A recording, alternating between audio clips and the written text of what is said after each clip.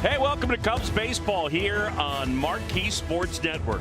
Coming up this afternoon, the Cubs, they go for the sweep as they take on the Orioles here at Camden Yards. And welcome into the broadcast booth, John Chomby and Jim Deshaies. Taylor McGregor will join us coming up. Cubs have won 2 in a row against these Orioles, 3 in a row overall. But last night, the power was on display. Yeah, in game 1 of this series, the Cubs had 10 hits but didn't do a lot of slugging. Obviously, that was not the case last night. They opened up a can in terms of the power department. PCA not once but twice went deep. Michael Conforto got a start. He delivered a home run. He and Carson Kelly went back-to-back. Here's number 2 for PCA. He really unloaded on that one. And then Seiya Suzuki with a couple guys on base. Give the Cubs a 9-3 lead. The Orioles rallied, made it 9-7.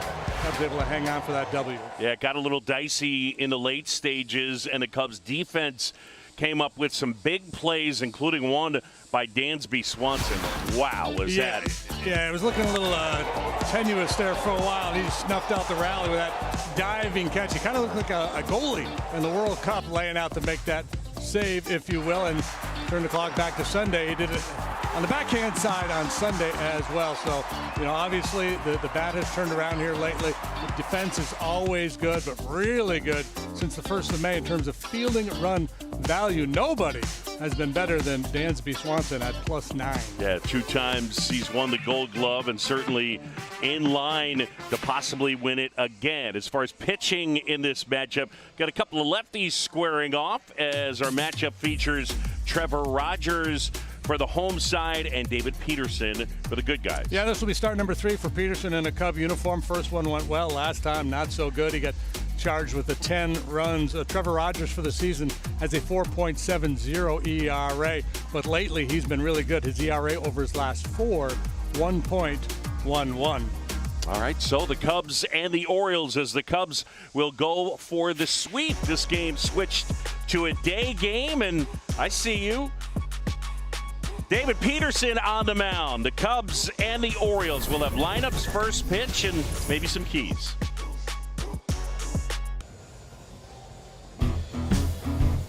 Chicago Cubs baseball on Marquee Sports Network is brought to you by the Bob Locurcio Auto Group. You're going to like buying a car this way. By Circus Sports. And by your local Hyundai dealer. Find the dealer nearest you at buyhyundai.com. Back in Baltimore as we get ready for Game 3, Cubs and Orioles. Time now, ladies and gentlemen, boys and girls, it's Taylor McGregor. It's time to talk about David Peterson, because what the Cubs need from him today, more ground ball outs. When he's at his best, he's inducing ground balls. That's exactly what we saw during his time with the Mets. Now, the results with the Mets were not great, but that's part of why the Cubs traded for him, because they felt his batting average and balls in play was high, and with this defense, the numbers would improve. But what's really happened is he hasn't gotten a ton of ground balls, so therefore the defense really hasn't been given a chance to work. We'll see how that goes here today, Booth. Yep, hopefully that sinker is playing well for him. As lefties on the mound, and each team led by a manager named Craig. It's really historic, although not really. Here's Craig's lineup. Beat Crow Armstrong, followed by Alex Bregman and Seiya Suzuki. 4, 5, 6 in the order. It'll be Kelly, Bush, and Horner. The Cubs have hit lefties this season, Nico especially, and Happ, Swanson, and Amaya rounding out the lineup. 7, 8, 9, and they will go up against Trevor Rogers. Yeah, Rogers 6-7 this year with a 4.70 ERA. He was the 13th overall pick out of high school in New Mexico by the Fish back in 2017. Made an all-star team with them in 2021. Finished 2nd in Rookie of the Year voting that year. 9th in the American League Cy Young voting last year, putting up a 1.81 ERA, albeit in only 18 starts, limited due to injury. He was on the IL earlier this year due to illness. First offering in the game is in for a strike, and we are underway. PCA stands in, and that one popped up. How about our Prevagen memorable moment? PCA not 1 but 2 homers, but the first put him in rare company. A 2020 prior to All-Star break for the second straight season. And most seasons 2020 in Cubs history, only Ryan Sandberg and Sammy Sosa with more. But again, PCA has done it at the break the last 2 years, and obviously last season it turned into a 30-30 campaign. Well, the only other player to go 20-20 before the break in back-to-back seasons in Major League history is Alfonso Soriano. Yep. Yeah, Cubs had never had a guy get to 20-20 prior to the break before PCA did it last year. Swing and a miss. There's the breaking ball, and Pete down on strikes. Time now for our keys to the game. They're brought to you by your local Hyundai dealers. Jim, what do you have? Yeah, we're talking birds here, and Crow, as in Pete Crow Armstrong, trumps the Orioles. A big night last night, and hitting better than 400 over the last 30 games. Ground Chuck Taylor talked about the fact that Peterson needs to put the ball on the ground, and please, let's skip the Mayo. Obi Mayo hit a monstrous home run here last night, and he just wears out left-handed pitching, so he's the guy to keep an eye on here this afternoon. Here's Alex Bregman at the plate. He checked his swing. Bregman in last night's game did not have a hit. He was 0 for 4 with a sac fly. I thought he had some good swings, though. Hit the ball hard. He's ahead here 2-0. Rogers. Yeah, I think I didn't talk to him about that today, but I guess his takeaway from last night was the quality of contact, directionally, launch angle, all that good stuff was really good. Just missed hitting a home run his first time up. Taylor Ward robbed him of at least extra bases, maybe a home run. Hit a rocket to third base for a line out. His final at bat hit a deep fly for the sac fly. Yeah, so trending in the right direction, even though he didn't get a bunch of hits. 1 out, base is empty. Here comes the 3-1. And that's ball 4, and Bregman will take his base. For more on Bregman, downstairs at T-Mac. Well, to your point, Craig Counsell said he thought that was one of Alex Bregman's best games. The results just weren't there, but as he gets to first there with Pete Alonso, funny story, on the first game of this series, he said he was chatting over there with Alonso, and Alonso said to him, "Are you feeling better?" And Alex said, "Yeah, I actually am." And he said, "Perfect, just in time for the All-Star break." Yeah, that's not what you're looking for. Yeah, just when you get in a groove, you have to shut it down. But, you know, the flip side of that is, has a nice weekend in Cincinnati. He can go into the break with some peace of mind, feeling like he's turned a corner. The 0-1 to Suzuki, and Seiya clobbers one foul down the left side, and Nat will curl out of play. Suzuki, a homer last night, and like a number of these Cubs, he has really hammered left-handed pitching this year. Carson Kelly, Nico Horner. Tapped over the mound, and that one Alexander picks up and throws it away. And now scrambling for third is Bregman. And there's that defense we talked about for the Orioles that has been iffy, to say the least. Alexander can play all over the diamond. We've seen that in this series, but the question is, can you play well at all these different positions? He had 2-3 options here, and he picked the worst one. He could have gone back to the bag, he could have tried to tag, or he could have just flipped that ball to first base, but he just, I think he sees Bregman out of the corner of his eye. Do I have a play here? And by the time he settles on first base, it's too late. An internal clock didn't work out for him there. Yikes. So 2 aboard, 1 out, and Carson Kelly fouls one away. I guess you got to rule that a hit. I don't know, they haven't put anything up on the board yet. Now they're throwing up an error. Hit and an error. It's a cheapie. Yeah, but you'll take it. I mean, not you, but Seiya will take it. He'll take it. Carson Kelly's talking with Carson Kelly about the DH spot and asked him about getting loose. And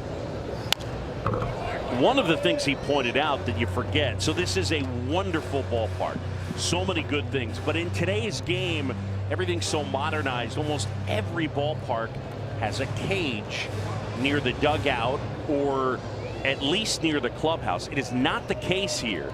So for guys to get swings in between, they put a net up and a tee in the clubhouse, like right in the middle of the clubhouse. And that's what guys do for the most part. Now they said they'll take a kind of a parade down in the middle of the game, the 5th inning, of guys that will go down to the cage, but it's a hike. So the swings are big net in the clubhouse off a tee. Which is the way it was at Wrigley Field forever. Yep. Until they did the remodel. Yep. Yeah, I mean, it's one of the things David Ross talked about when he was catching, when a pinch hitter would come into the game in April and in September, October. He just thought about the idea of how loose could this guy possibly be, because of you're not getting swings in, or not much. So as a general idea, he would talk about in those cold temperatures, pinch hitting roles for guys that had good heaters. You're going to lean on the heater. Get after him, yeah. Yeah. 1-2. And Kelly hanging in there. And can I just add, here in the early going, we got the Rogers-Kelly matchup.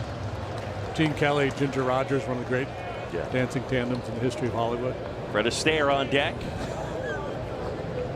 1-2. And that is strike 3. Paul Clemens rings up Carson Kelly. No argument, and a nice pitch from Rogers.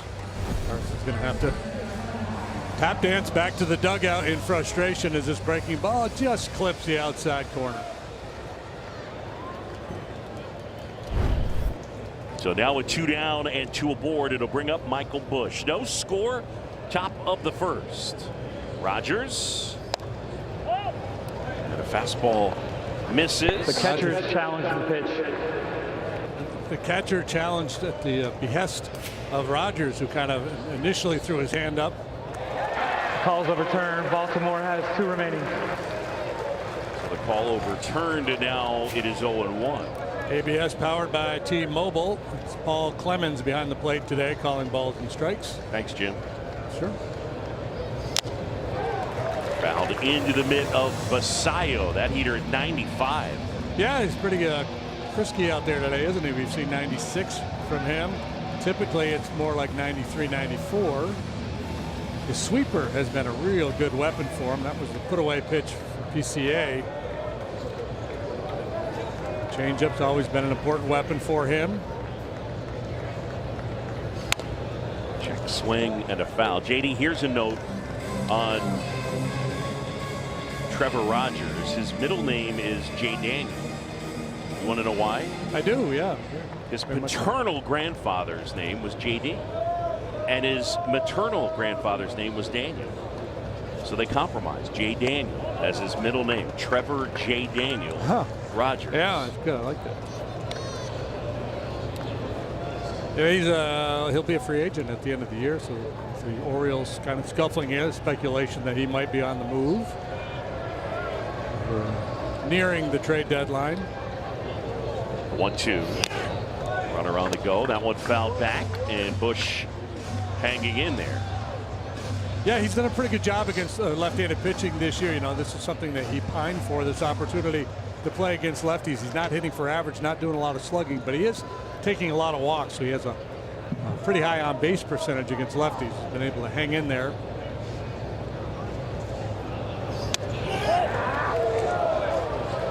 And that one is challenged. The catcher challenging it, Sam Basayo. ABS powered by T-Mobile, and that one will miss. The call is confirmed. Baltimore has 1 challenge remaining. Similar to the other one that was flipped.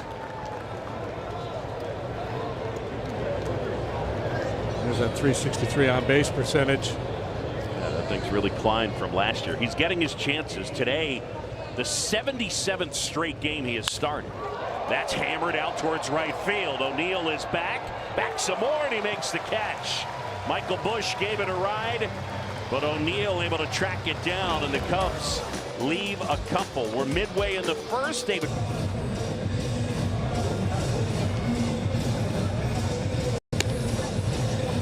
Bottom of the first, and we welcome you back to Baltimore. No score. Orioles lineup presented by Ford, Rutschman, Ward, and Henderson. The top three for Craig Albertaz, Alonso O'Neill, and Mayo, Basayo, Alexander, and Leody Taveras.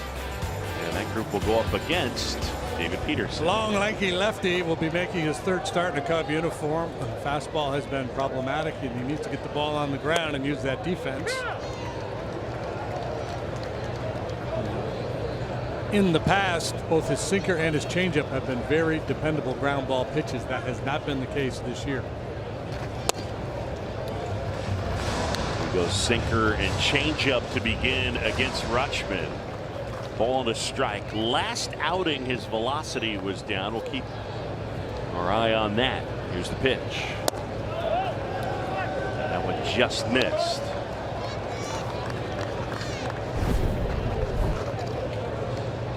Trying to flip the bottom of the zone. He was on the plate, but just a little bit low. Good take by Rutschman. And that one is caught on a bounce by Bregman. Throw over to first, and Rutschman retired. Well, there's that good defense paying off on this ground ball, albeit more of a line drive actually than a ground ball. 103 miles an hour, solid contact. Hang with them. Adley Rutschman, good swing. I'll go sit in the dugout and stew about it. You're not catching today, you're just DHing. Here's a swing and a line drive and a base hit out into left center field for Taylor Ward.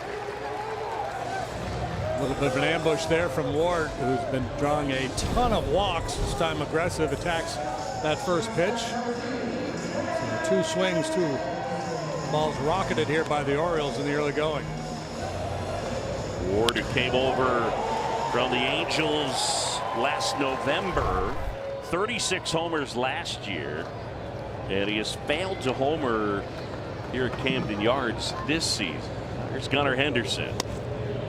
And that one through there for a strike. Henderson last 13 at just 167. He was the guy that hit the liner that Swanson grabbed on the layout in the 8th inning last night. 0-1.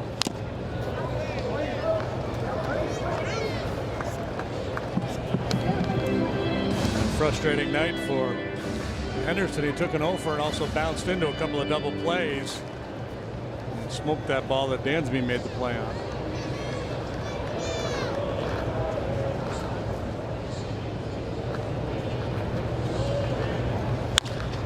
Line drive, center field, PCA right there. And there's 2 down.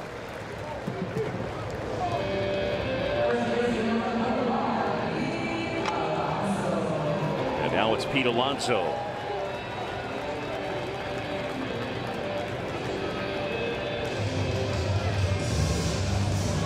Look at the numbers for Pete Alonso. It's weird. His numbers against lefties not good at all. What do you make of that, JD? I don't know. He's hitting just .214 against left-handed pitching. He's not doing a whole lot of slugging either. Swing and a miss, and it's 0-1.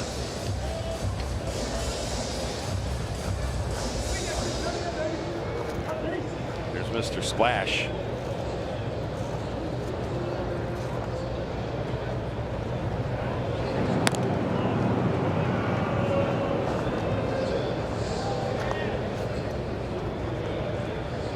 Peterson, 30 years old. He goes 6'6", 240.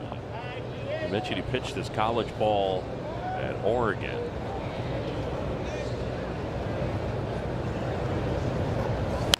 He's from outside of Denver. Yeah, Aurora, I believe. Yeah. Battle of former Met teammates here. That's right. He went to the second best Regis Jesuit high school in the country. Behind that one in New York that you attended? That's right. I cleared the joke with him, by the way. I said, by the way, I am at some point going to take a gratuitous cheap shot at your high school. And he kind of looked at me like, what's wrong with you? And I was like, well, here's the deal. And then we were all good. Did you guys share a secret handshake? Regis Jesuit handshake? We haven't created one. 1-2, Alonso waits. And that's outside.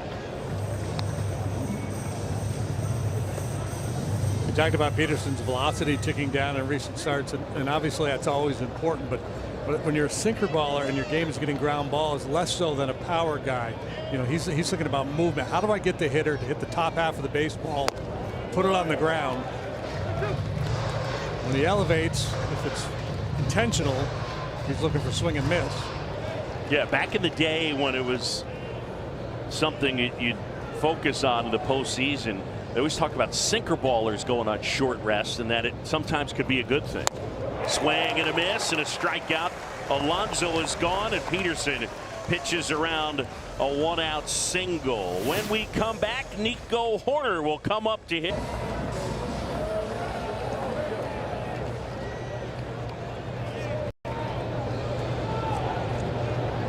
Back at Camden Yards as Nico Horner stands in. John Shambi and Jim Deshaies as Trevor Rogers delivers and pumps in a strike.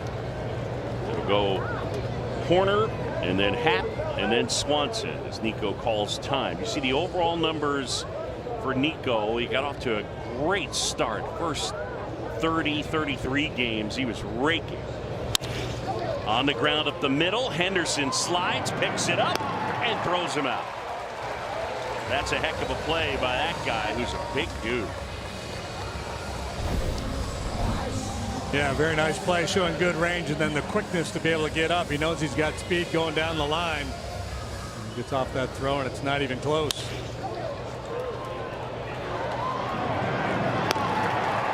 So Nico Horner is out, and now it's Ian Happ. And a swing and a miss. First pitch change up there from Rogers has Ian over the top, and we've seen a lot of that from Ian from the right side, over the top of off-speed stuff, breaking balls and changeups.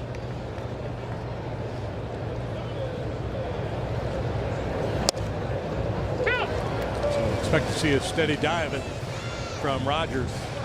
Ian hitting just 163 this year from the right side.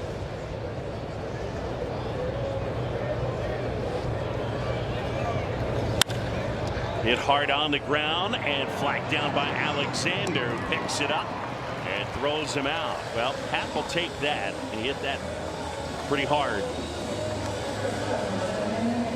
And there's 2 away.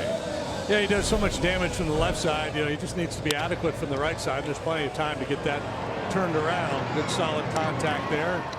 After a little bit of a mishandle, Alexander able to recover and make a play. So 2 away, and it's Dansby. First pitch swinging and grounds it foul.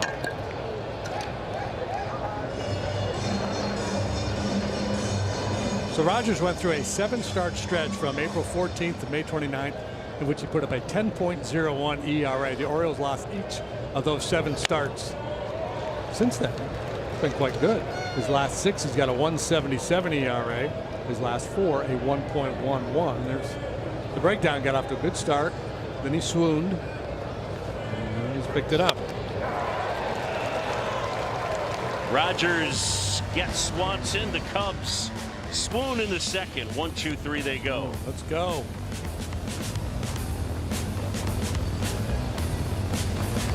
The second with David Peterson on the mound, and as Boog and JD talked about in the first inning, grew up in Colorado. Aurora, Colorado, pitched his high school baseball at Regis Jesuit. Now, his sophomore and junior year, his head coach was Walt Weiss, current manager of the Atlanta Braves, and his freshman year, his head coach was Steve Kavnar, the father of Jenny Kavnar, voice of the Oakland, or I should say the Athletics. Now, David Peterson, one of the all-time great high school baseball players to come out of this state. I talked to Steve Kavnar, and he said, my favorite memory of David was his freshman year when we won the state championship. He pitched for us twice during the state tournament. His first outing in the first inning against Cherokee Trail, he gave up 7 hits, and they were forced to make a pitching change. His next outing came against that same school, and in the first inning, he walked the first 2 batters. In the air to center, PCA back near the wall, and he runs out of room, and it's gone. And O'Neill, who came on in the late stages last night and came up with 2 homers off the bench. Homers in his first at bat here today. 1-0 Baltimore. Yeah, so home runs and 3 consecutive at bats for Tyler O'Neill. All against left-handed pitching. This is what he does. He hammers lefties. That ball was actually moving down and in on him, and somehow he managed to drive it out of here to center field. So the home run for O'Neill, as JD mentioned, 3 straight plate appearances. And now it's Kobe Mayo who takes his strike. All right, T-Mac, you were rudely interrupted, but Peterson in his high school career continued. Yeah, so his freshman year had a tough outing against Cherokee Trail in the first game of the state tournament and was asked to pitch against them again in the semifinal. In the first inning, walked the first 2 batters and then hit the 3rd batter, so bases were loaded, and from there struck out the cleanup hitter and then induced a ground ball double play and then would go on to pitch a 1-hit shutout. And Steve said that was the biggest performance of the playoffs for us, the fact that it was against the same school that had done a ton of damage, and he locked in and got the job done. Now, I mentioned he is one of the best high school baseball players to ever come out of the state, and certainly remembered fondly by his high school coaches. And I mentioned at the beginning of the report that Walt Weiss was his head coach for 2 seasons. Those 2 still stay in touch, and I know everybody in Colorado is quite proud of David. When I talked to him the other day, he told me about making the varsity as a freshman. Now, he wasn't just a pitcher, he also could really hit. His first career high school at bat was against Kevin Gosman. Well, that's kind of fun, huh? Yeah, I mean, T-Mac talks about Peterson being one of the best players in the history of the state. Kevin Gosman got to be up there as well. Swing and a miss, and Basayo comes up empty. It's 2-2. Scott Ellerton had a nice career. He was a Colorado guy. Oh, big guy. Big pitched righty. for the Astros, right? The lefty's 2-2. That one dribbled up along first. Peterson puts the tag on him, and out number 2. Basayo reacted as if it hit his foot, and then I better run. It's weird.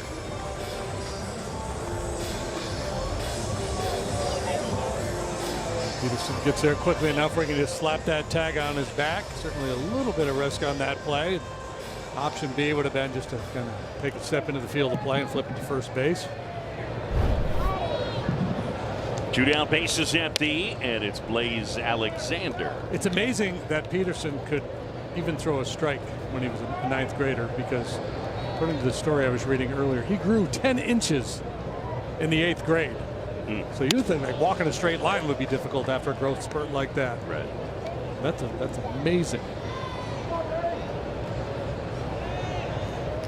Were you always tall? When did you get your growth spurt? Around that time, but nothing like that. On the ground to the right side, Horner collects. And Peterson, after the leadoff homer, settles in and gets back-to-back ground ball outs. 1-0 into 2.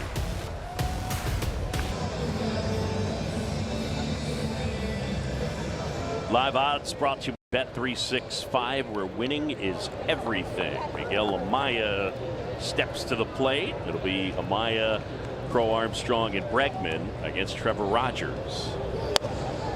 And pitch in there to Miguel.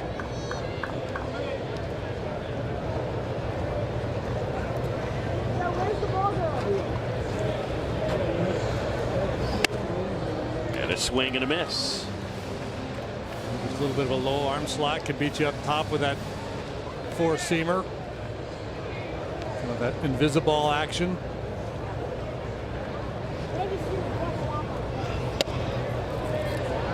Maya had a nice game here in the opener of this series. Double, single, walk, scored 3 runs.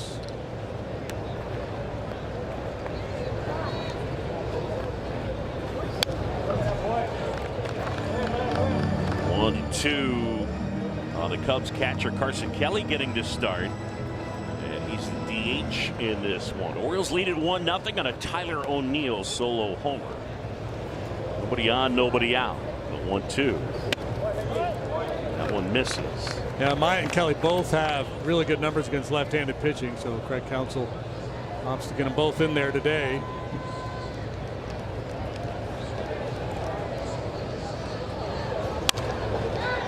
On the ground, One-handed pickup by Henderson. And there's one away. The Cubs have been the hottest team in the game. Last 24, 18-6, and that's the best record in baseball. Despite that run, they haven't really been able to pick up any meaningful ground on the Brewers. Coming into play today, still 6 games behind Milwaukee. Played at an annoyingly a high level for, well, pretty much all year. Well, here's what we mentioned. They have the best winning percentage since June 11th. They've scored the most runs per game, 3rd most homers, 3rd best OPS.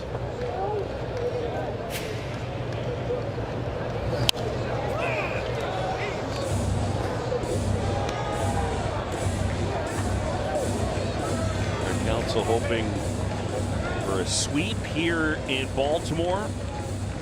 Cubs trailing it by a run, and we talk so much about the heater that PCA's been on. One of the things that's been fun is to watch the plate discipline blossom, but also how well he's done against lefties.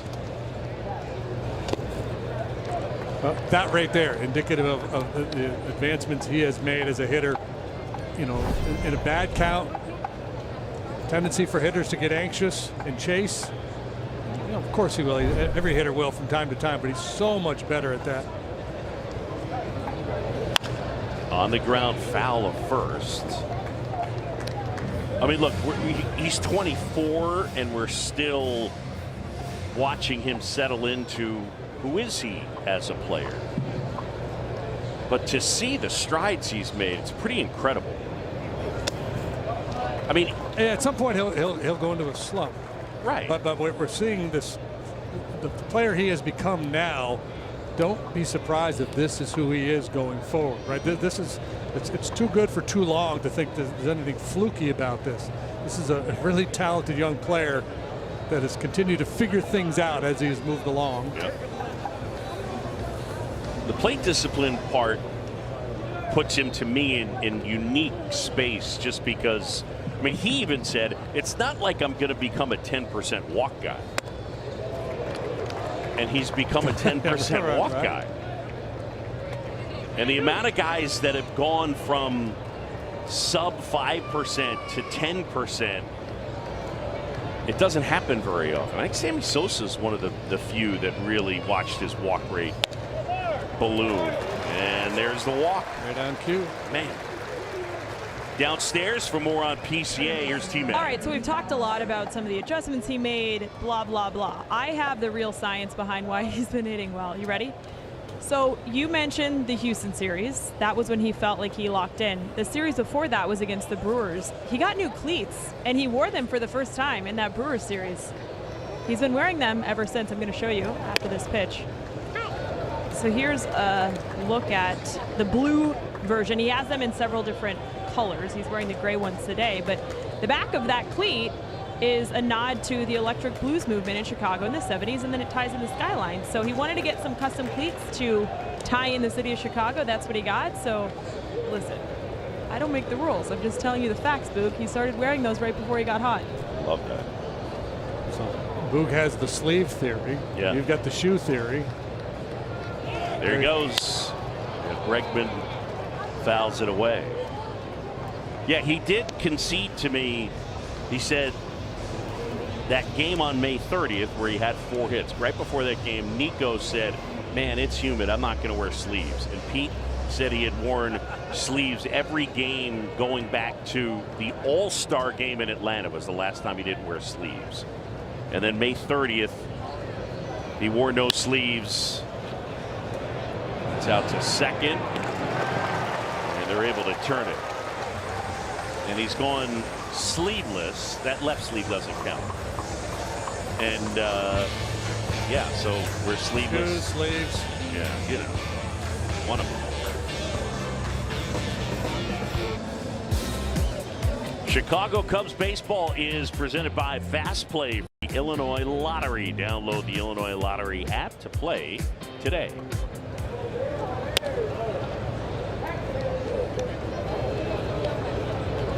Yes, sir. It's a good day. It's good living right there. Ball game, chocolate cone.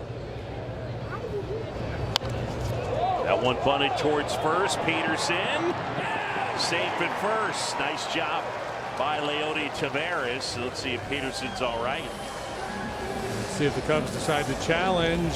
Really nice play for Peterson. Not an easy play at all. They're going to look at it. And I think he broke his belt. Chicago's challenging the safe call at first base. That was Adrian Johnson, the crew chief. They're taking a second look.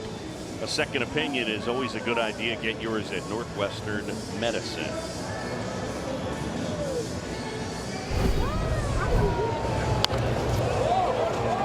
Taveras is a very good bunter. He has 5 bunt hits this year. Bid for another one. Spectacular play by Peterson. I mean, nice play on Basayo last inning.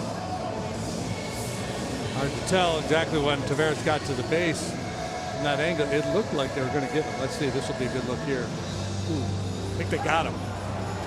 Oh, so close. And Walcott, the first base umpire, makes the call. Let's see what New York has to say. This is the angle right here. Can we rock it? Can we rock it? Rock it, rock it. Hang on. Yeah. Hey. I mean, that's a very difficult play for any pitcher to make, but a guy that's 6'6". Yeah, no doubt. Pretty athletic play.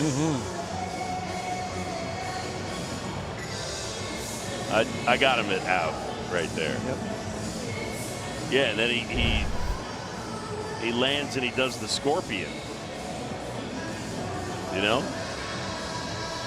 Oh, and the back tail comes up. Yeah. What do you got, Adrian?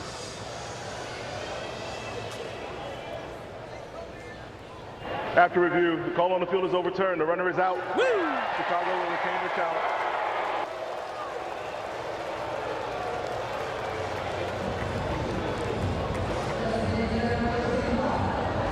Good challenge. Yep.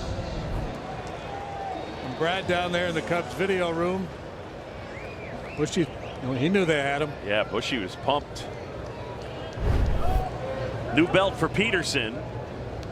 And here's Rutschmidt.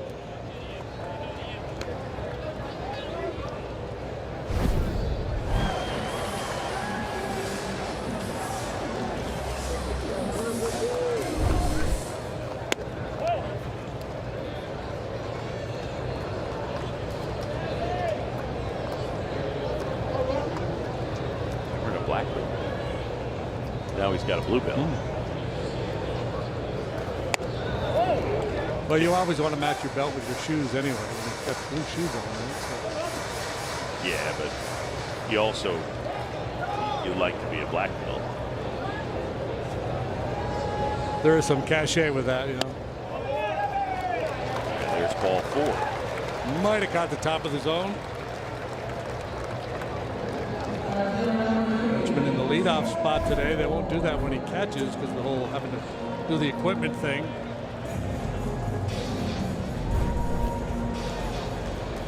I think we should get one challenge a game from up here. We just have like a flag we wave. I agree.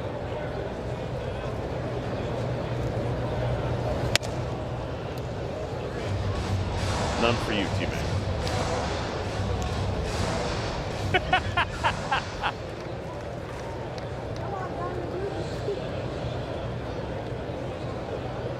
One for me, 2 for you. 2 for me. Me.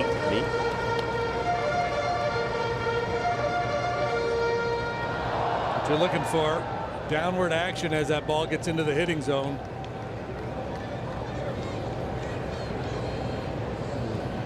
Sharp one hopper to Dansby would play nicely here.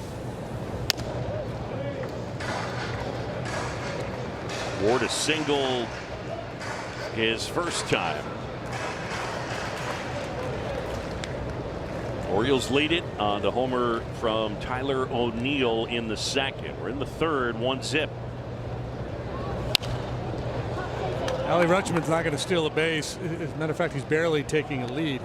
He had about a 2-foot lead, and as the pitch was being delivered, he was actually stepping back towards first base. I think he and Bushy are in a nice conversation. It would be impolite for him to leave right now. Yeah.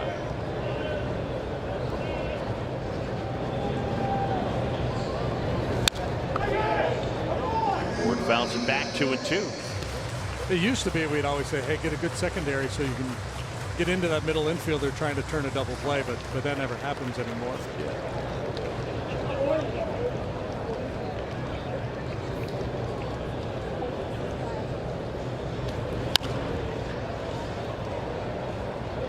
I mean, legally, you can still take out a middle infielder to try to turn a double play. You can make contact out there at the base, but I can't remember the last time I saw a play where the base runner from first base upended the turn at second. Yeah, like Hal McRae style. Or even Joe Smith style. But yeah, certainly not Hal McRae style.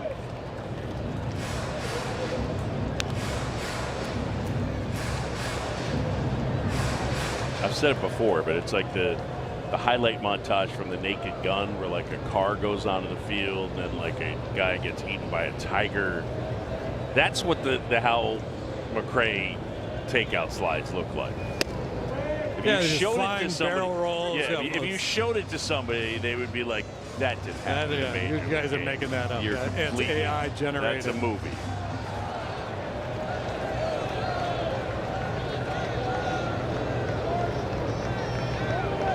We'll show it to you in a little bit, folks. Yeah. 3-2. Fouled that off his foot. My two favorite videos are this, and then the crazy play between the Cardinals and the Cubs. Watch this. I mean, seriously. And that was there was no double play. There was no Here's ruling. another one. Watch, that. You're going to end up in left field. Yeah. Did a scorpion there too. And the other one, the fight between the Cubs and the Cardinals. Jose Cardinal was supposed to be hitting, and he stepped out. The umpire was telling the pitcher, "Go ahead and throw it in there." And Bill Madlock came running up. He was the on-deck hitter and tried to hit the pitch. 3-2 misses, and Peterson has walked back-to-back guys. So after that spectacular play, he's walked 2 straight, and 2 aboard with 1 out. He's got the manager pacing, and he's got the pitching coach headed out to the mound. Big confrontation coming here with Henderson, the left-handed hitter, who does hit the ball on the ground a lot. Henderson just 205 against left-handed pitching this year, but he's done some slugging, including 6 of his 16 home runs. It can be oppressively hot and humid in Baltimore this time of year. Yes. It is not. It's hot today, and it's humid, but it's not brutally so.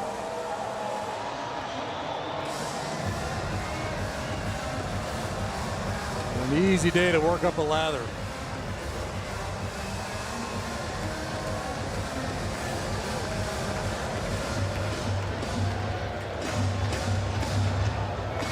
So 1 out, 2 aboard.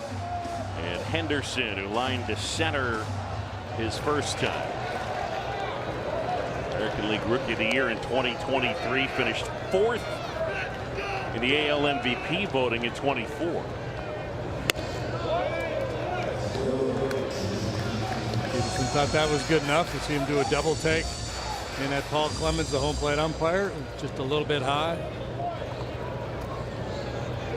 Rutschman at second. Ward is at first. See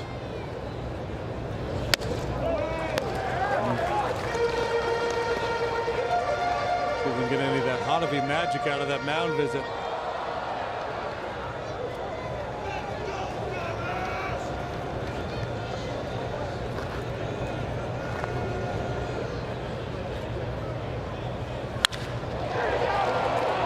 Four to 6 to 3. Man, exactly what he was looking for. A one-hopper to Nico. Gunnar Henderson can't believe it. He's been hitting it on the nose, but right at people. The double play ends the inning. On to the 4th.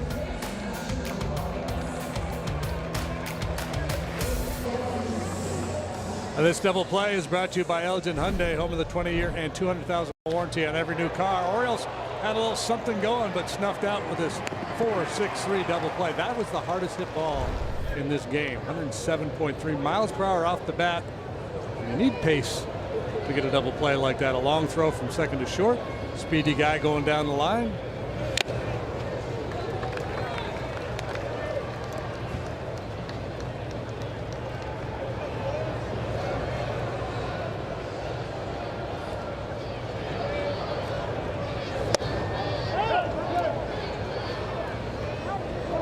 On a strike to Seiya. Probably a strike. Orioles only have the one challenge left, so they have to be judicious as to when to use them. On the ground, that's to third. And Mayo handles it. We invited passionate soccer fans to push Nissan vehicles to the limit, just like they do with their teams. Hurry in to the Nissan Summer Sales Event. Now get 0% APR for 60 months on Frontier. There's one away, and the batter will be Carson Kelly.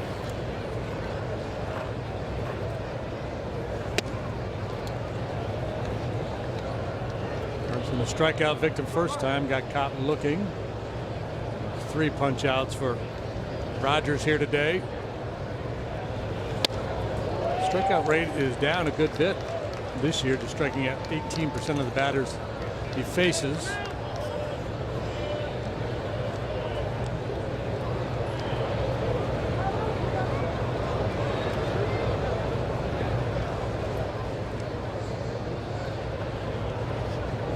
Rogers ready, 1-1. Off the end of the bat. And Alexander picks it up and throws out Carson Kelly. Cubs return to action after the All-Star break against the Twins, July 17th through the 19th. Check out all the great promotions and don't miss your chance to be among the first fans to see the brand new Champions Gate in Gallagher Way. And the official unveiling will take place on the 18th. Visit Cubs.com/tickets.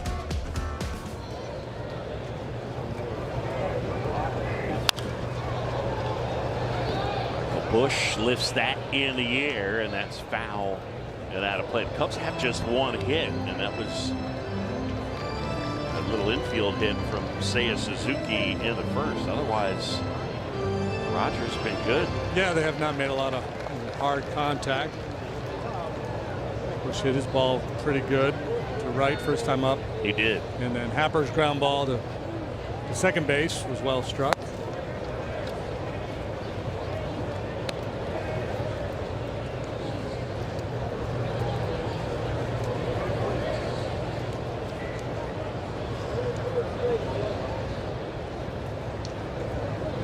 The 1-1.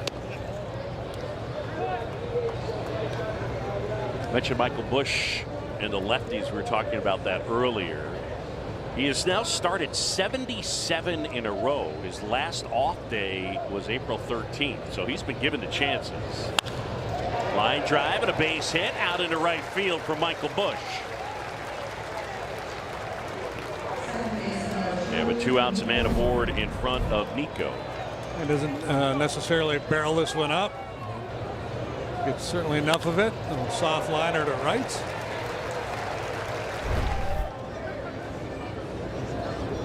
We're in the fourth, a game that was originally scheduled to start at 6:35. Switched to a 1:35 first pitch due to the weather forecast. First one to Nico misses the mark.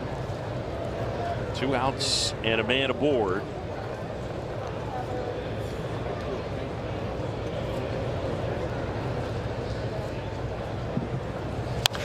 That's hit hard. Fair ball down the line and past Mayo.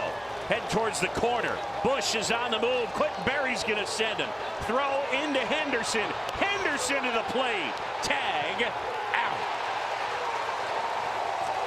Cubs will no doubt take a little time looking at the video on this one. Aggressive send there by Clinton Berry, and they almost pulled it off. They will not challenge.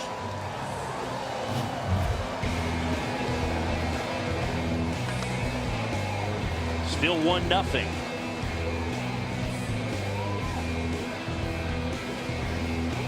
By the Orioles to cut down Michael Bush at home plate. Nico smokes this ball into the left field corner. Well executed by the Orioles. You see Quentin Berry backpedaling, taking a good long look at this one, decides to give Bushy the green light.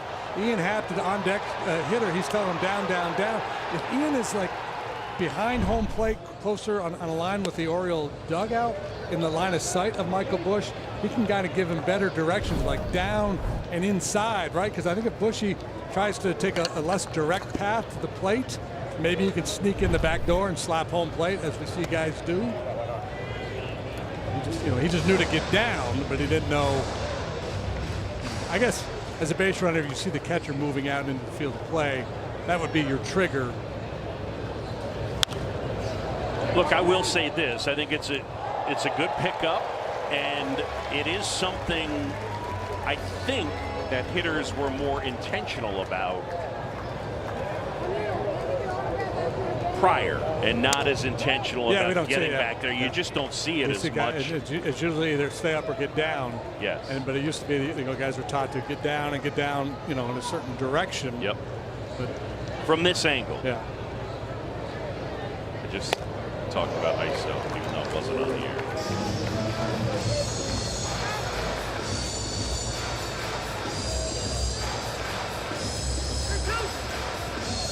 So it may be that the base runner is just taking his cue from the catcher to see where he moves to receive the throw. 3-2.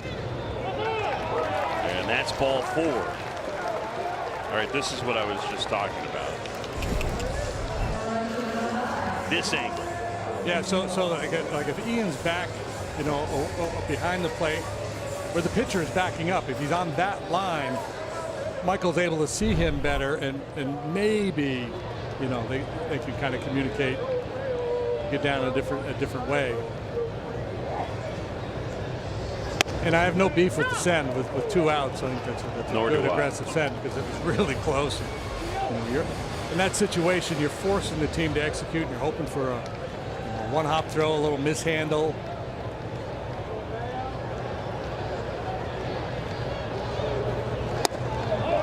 If I were to tell you before this game, looking at the Oriole lineup, the 2 most dangerous guys in my mind were each hitting 193, and they're back-to-back in the order. But that is the case. We've already seen O'Neill go deep, and we know what Mayo, who's on deck, also hitting a .193, what he's done against lefties. Line drive right field. Suzuki back, and he makes the catch. Seiya got a good jump throw back. Oh, man, he turned that into a close play. Yeah, I'd like to put a radar gun on that throw from Suzuki. He got a lot on that throw, and the polar bear scrambling back, drifting too far out on that ice flow. Polar bear, they almost got you.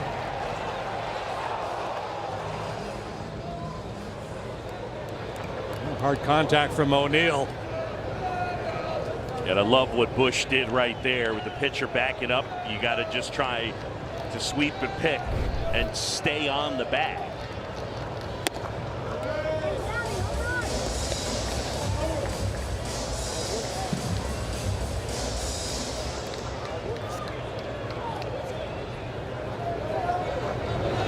Suzuki's been really good out in right field this year. That arm has always been a real asset for him.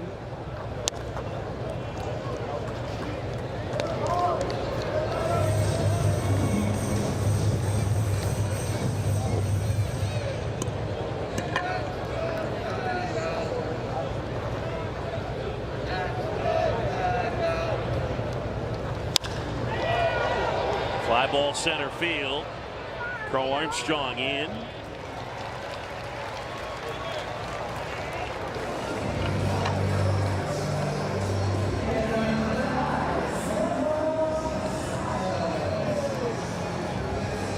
And now it's Samuel Basayo to hit.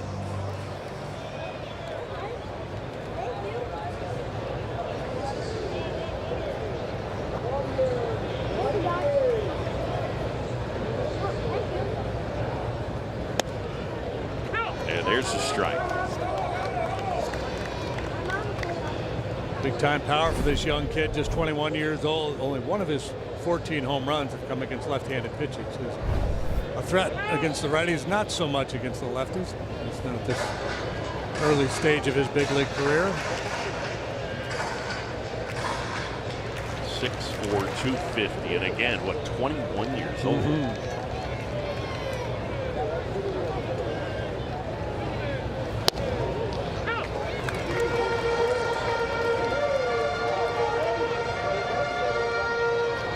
Charge.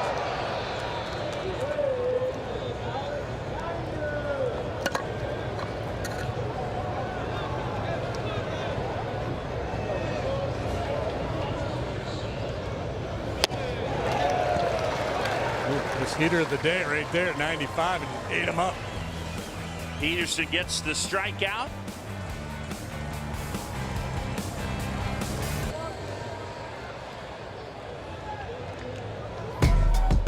Friday, July 17th, the Cubs take on the Twins at 7:05 p.m. The first 10,000 early arriving fans will receive a Cubs Black Friday in July tote. It's presented by Macy's. Visit Cubs.com/tickets. It's called Division of Labor.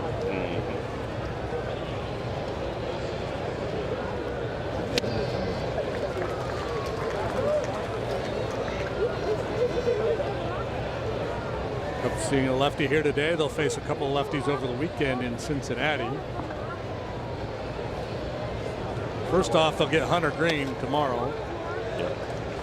Got to figure we'll see Kevin Alcantara before the end of the first half. Sure. It's Green, Lodolo, and Abbott for the Reds over the weekend. Imanaga, Assad, and Boyd for the Cubs. JD, the clouds are moving in. Yeah, well, there's talk of rain later in the afternoon.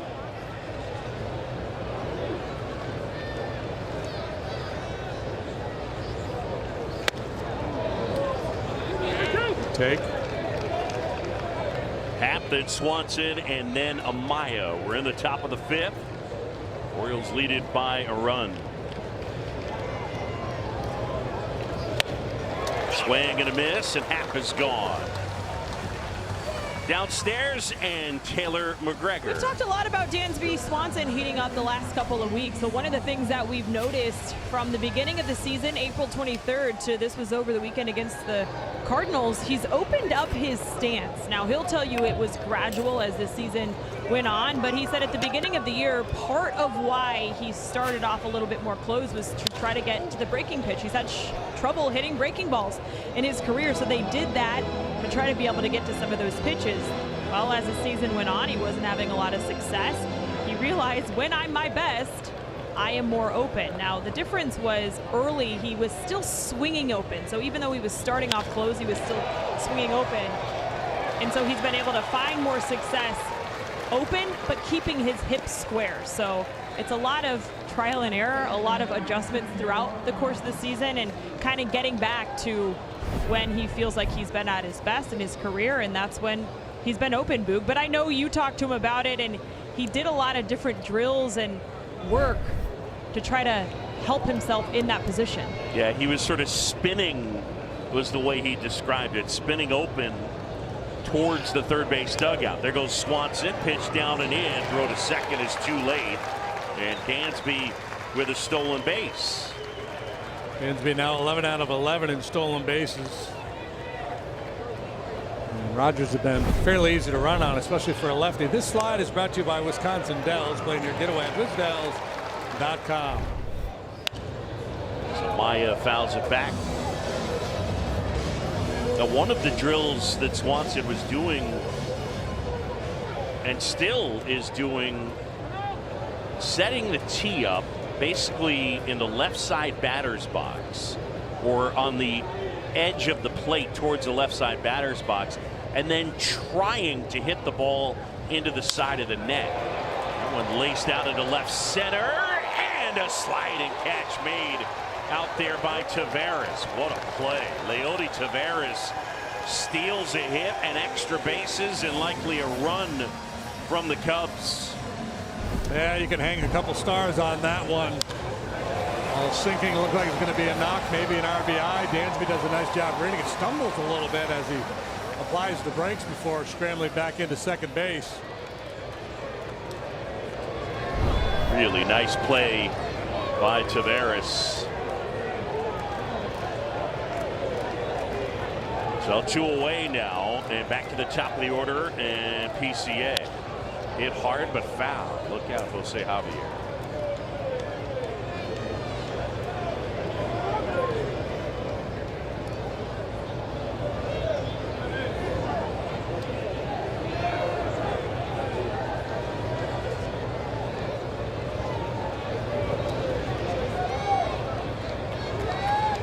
Deal 1 will not be big. CA a strikeout and a walk.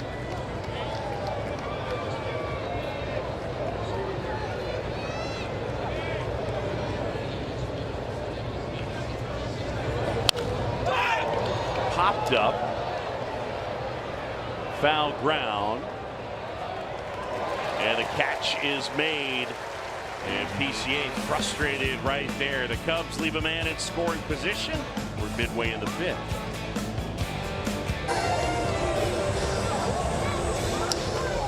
Back here in Baltimore, a lot of Cub fans throughout this 3-game series. And David Peterson back to work. Fly ball right field. Suzuki makes the catch. A time now for Xfinity high-speed play, a reliable Wi-Fi at one price. Xfinity. Imagine that, and the play the big lefty made right here. Ball rolling away from him. That's a really difficult play. Great body control. 6'6" man on the move. And a guy who can run. Yeah, I could tell you from experience, not an easy play. Probably break my ankle on that. Well, that was the best part of that highlight we were talking about on our text thread. Bases loaded against Jack Clark. And JD got a little tapper back to the mound. And I mean, just winds up and fires one to Craig Biggio. Ankle high. And there's the pause, and then Dave Campbell, who's doing the game, says, not exactly the most graceful play by Jim Deshaies. I take umbrage with Soup on that one. I think that, from my perspective, that's about as graceful as it gets. Umbrage taken, Soup.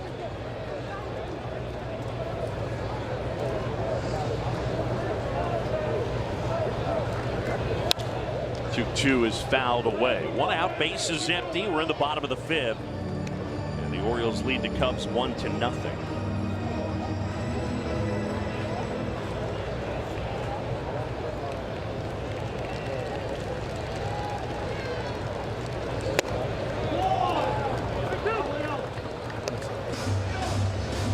Pretty wide arm side misses with that changeup from David here today. All in all, significantly better than his last outing. Hard not to be better. I believe it was a career worst. 10 runs allowed by David. That's his game right there. Swanson handles the chance. That's the slot right there. You beat it on the ground. 2 guys out there in the middle. They're spectacular. Corner guys are really good as well.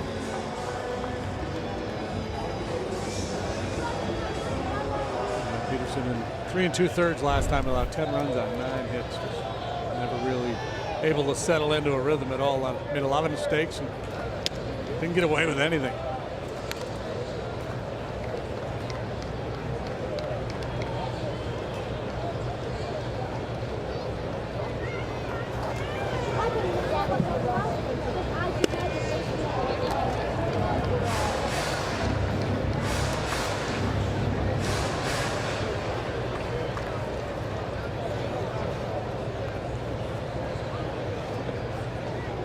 Comes a 2-0 to Adley Rutschman.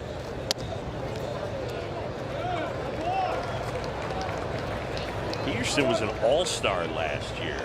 Break 18 starts, a 3.06 ERA. Rutschman Cashman will take his base. That's the second time he's walked the leadoff guy.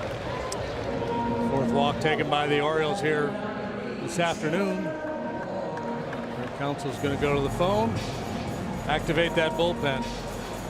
There are people moving out there. It's Gavin Hollowell.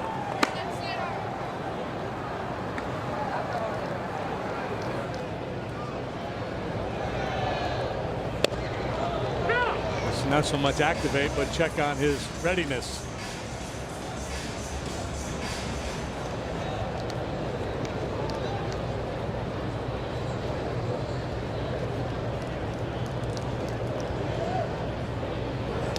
He could have been ordering Lido pizza. Could have been ordering Lido pizza. I feel like they would have brought us some by now. We've given him enough of a pop the last 2 days. Golly. I thought Taylor was in charge of the pizza. I tried to order it. They don't have it at the ballpark. It's messed up. 1-2 now with 2 outs and a man aboard.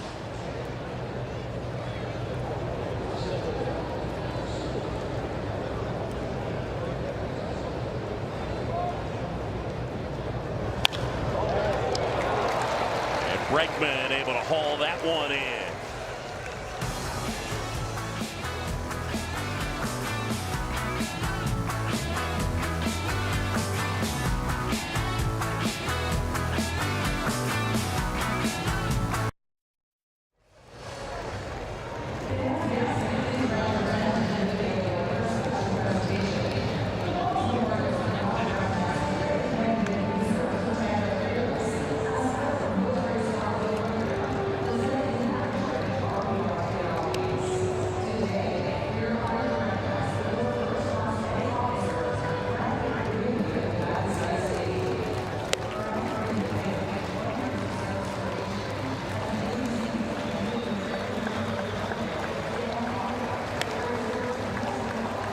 With the Orioles, and in 2012 broke Major League Spring Training with the team. Part of the reason he did so, said former manager Buck Showalter, is because of his performance in Rookie Talent Show. Now, here's the backstory. When Buck Showalter was a manager for the Orioles, every spring training he would have a talent show amongst the rookies where a guy had to decide what his talent was and get up in front of the group and perform it. Now, they were only told about the talent show a couple days before. So when Flaherty was a rookie, he heard about the talent show and started thinking, well, what am I going to do?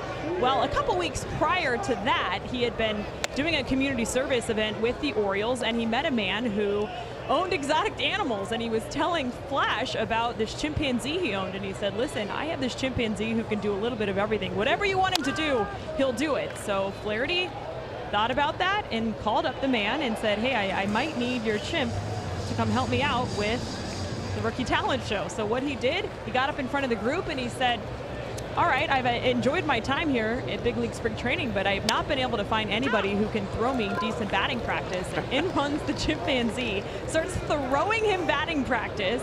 He would throw him the baseball, Flash would hit it, he would go run and get the baseball, and so on and so forth. And Buck Showalter's so impressed with his creativity and his resourcefulness that he told the media part of the reason that Ryan Flaherty made the Major League team is because of his performance in the Rookie Talent Show. This kid's got moxie. I love that. That picture is incredible. Great hair from Flash.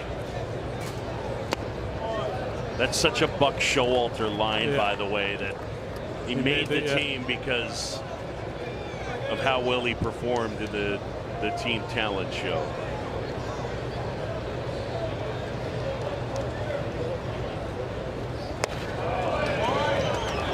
Yeah, so if you can find a Buck on YouTube telling the story, and he could really spin a yarn, and when you hear it, you go, oh, that's a bunch of nonsense. And then you talk to Flash, and it's absolutely true.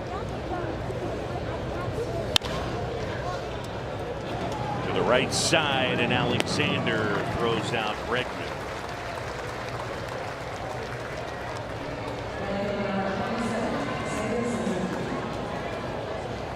So one away. To bring up Seiya Suzuki.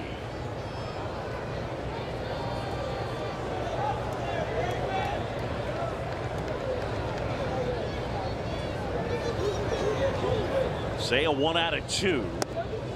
He homered last night.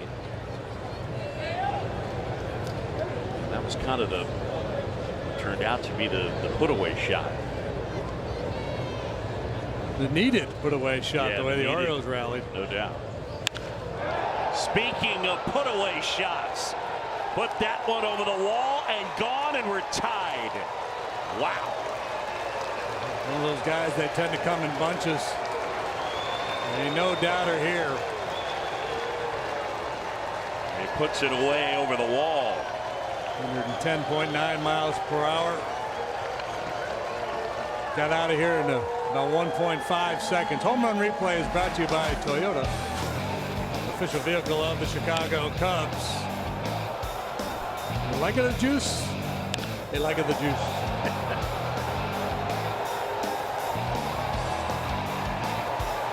Seiya unloads, and the Cubs draw even at 1 apiece.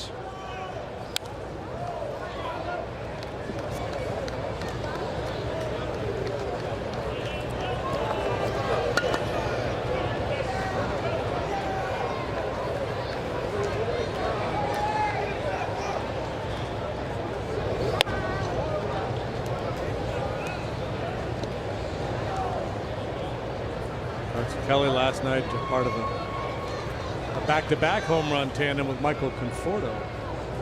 Back-to-back with Seiya here. Check swing roller. Say no. And Kelly retired. Okay, random trivia question for the day, Boog. You can play along, or just for the folks at home. Okay. Winningest pitcher ever with the last name Rogers. Winningest meaning most wins? Most wins, that's correct. Kenny? Kenny Rogers is correct, the gambler. 217, I think. Wow. Did he really? Yeah, he pitched a long time. Steve Rogers would have been a good guess as well.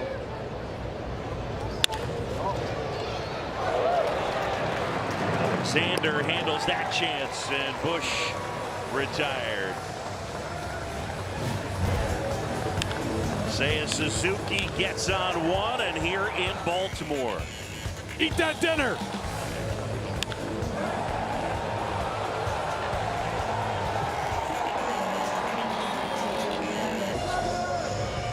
Bottom 6, and we are tied at 1. And a pitching change is brought to you by Lakeside Bank. Lakeside Bank, it's about time. Comes the right-hander Gavin Hollowell for the 7th time. 6 2/3, a 4.05 ERA. He might run Peterson back out there to face the lefty and then go to Hollowell, but he opted just to make the move, clean move here. Bring Gavin into the game and nobody on base. Gunnar Henderson had really good swings against David anyway. And now he'll have to deal with the righty instead of the lefty.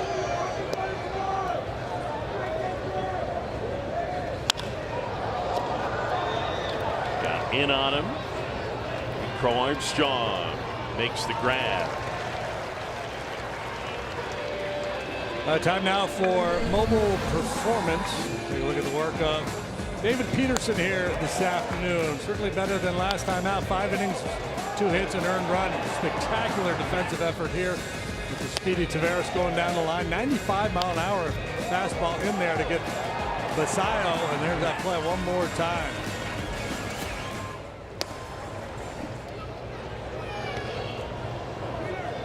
So it'll be a no decision for David here today. 5 innings, 2 hits, 1 run. There's a strike at 95.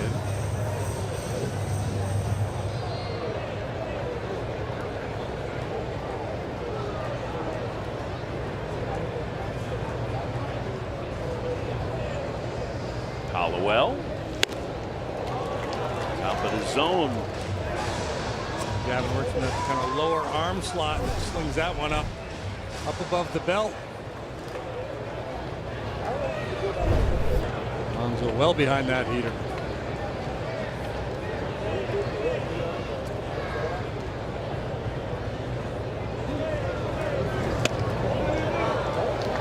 Typically believe what we've seen from the Cub right-handed pitchers in this series against Alonso is that slider or a sweeper off the outside corner. I'm going to show him a couple of those, get him looking out that way, and then run the fastball in on the hands.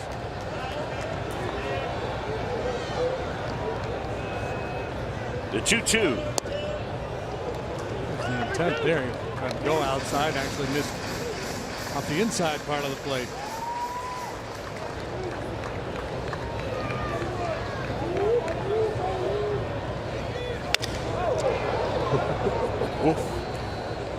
New bat, please.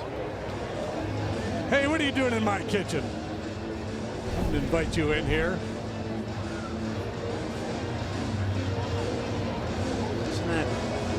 Isn't there a Cheers episode where Cliff is on Jeopardy? And his answer is like 2 or 3 people that have never been in my kitchen. That does ring a bell. Yeah.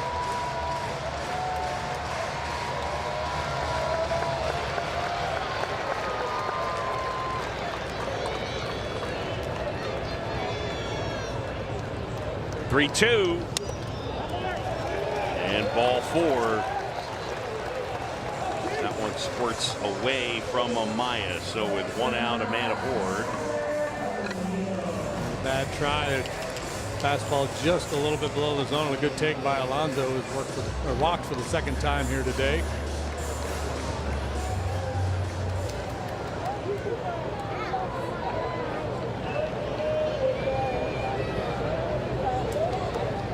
Orioles have a bench full of left-handed bats if they want to go to a lefty here for O'Neill.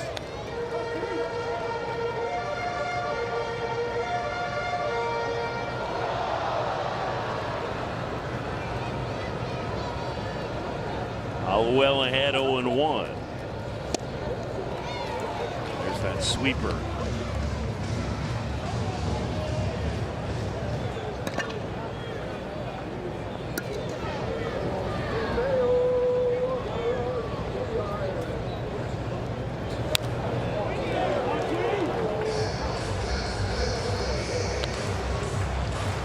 Hollowell grew up in New Jersey, pitched his college ball at St. John's.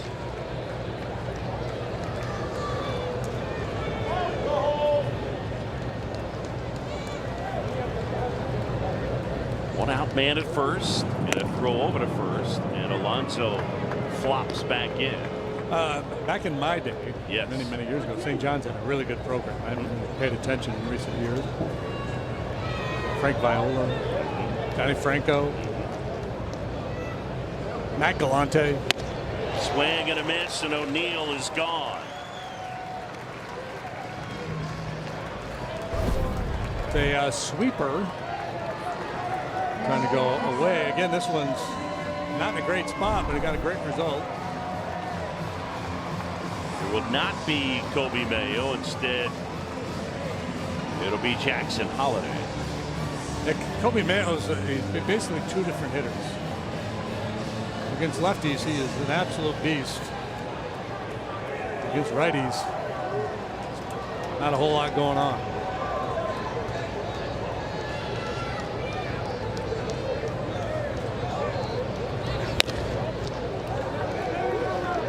All the well against Holiday. Holiday had himself a night last night, had 4 hits.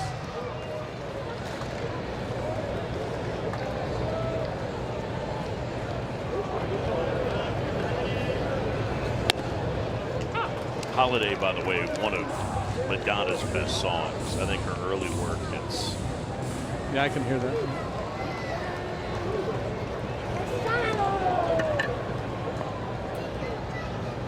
The 1-1.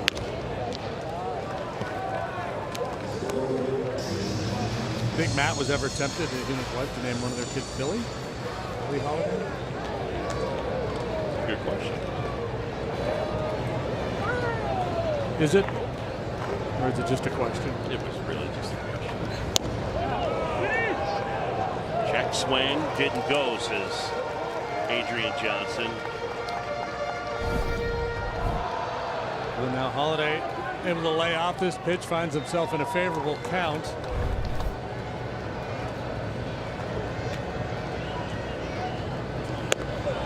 Ooh. tape there. Walks been a problem for the Cubs here today. Going to bring Tommy Hotovy out of that dugout one more time.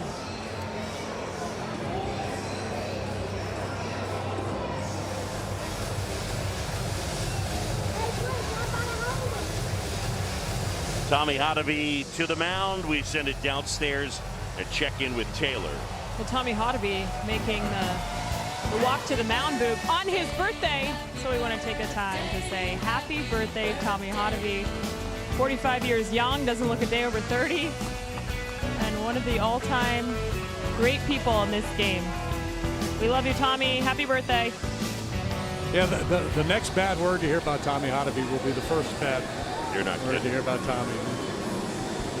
Brings that great energy every day. We've documented his path becoming a big league coach. He pitched in the majors for both the Red Sox and the Royals.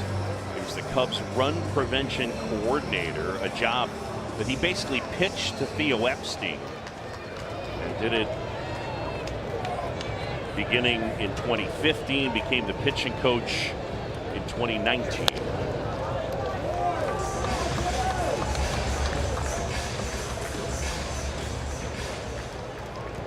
Orioles with a threat. Basayo 0 for 2. Swing and a miss. A little something out there. Change up. Very dangerous. We talked about his slug against righties. It's real.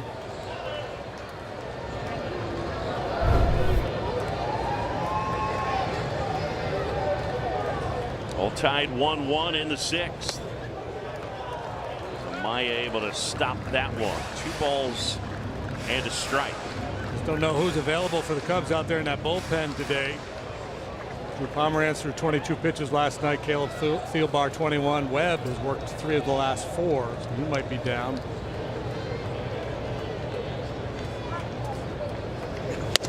Two-one cut on and miss. 95 with that heater. The swing and miss changeup earlier in the sequence really set up that elevated heater. It's got him thinking. Alonso at second, Holiday at first. Look out, Boog. That was coming hot. Yeah, it was.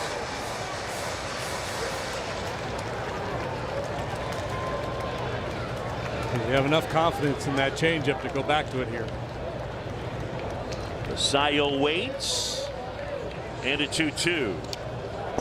And that one all the way to the backstop, and the runners will advance. And that is not a small thing, because now a single could score 2. Yeah, he really had him set up. He tried the breaking ball and just spiked it. Yeah, and that never had a chance. No. I mean, Amaya has no shot to stop that. 3-2 with 2 outs. Fly ball left field. Happ going back in at the wall, and he makes the catch. Hollowell tiptoes out of trouble, and the Orioles leave a couple. We'll head to the 7th, and in Baltimore, still tied 1-1.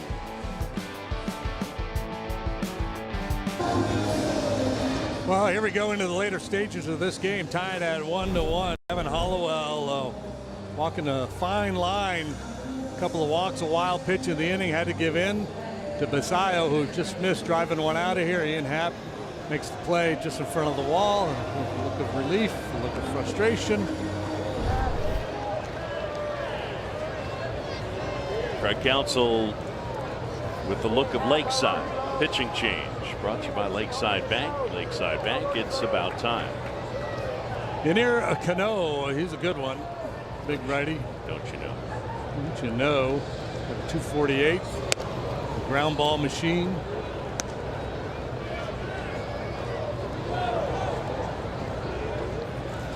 Just tell the people what he throws, dude. He throws I got it. sinkers at 95 and sliders.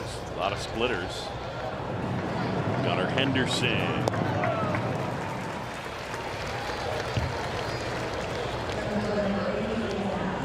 And there's one away.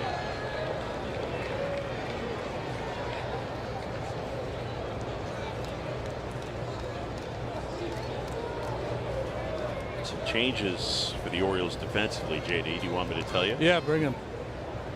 Well, Alexander moved from second to third. And Jackson Holiday stays in the game at second.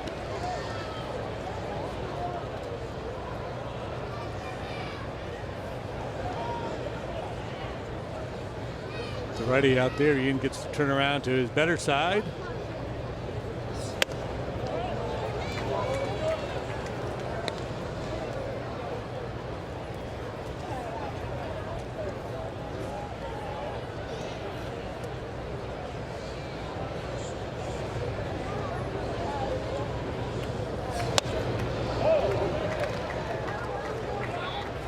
That's a tough pitch. Kind of a sidearm delivery. Sinker right at the bottom of the zone, probably a strike. Throw it down there again. Ian's going to jump him.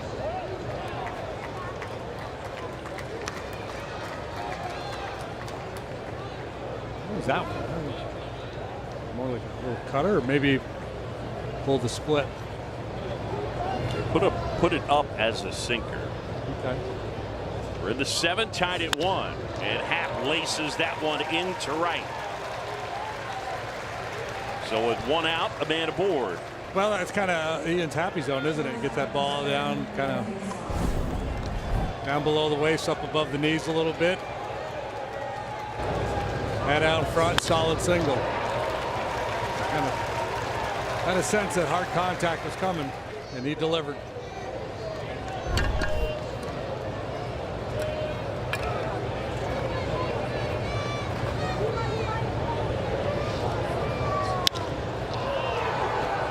Swanson hits that in the air, and the catch is made by Taveras, and there's 2 away.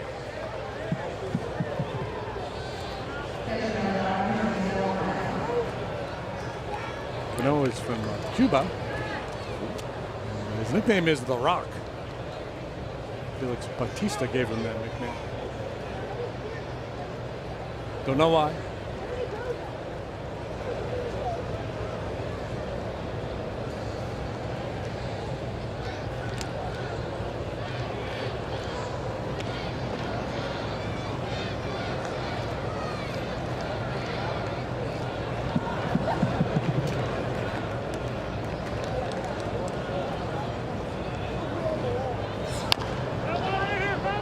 Foul ball.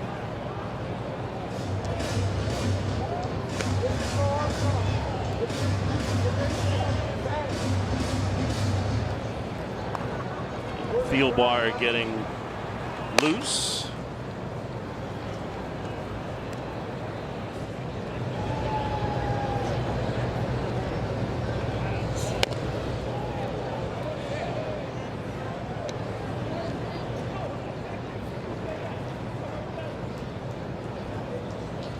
Ball to strike on Amaya. The Cubs looking to take the lead, but there are 2 outs.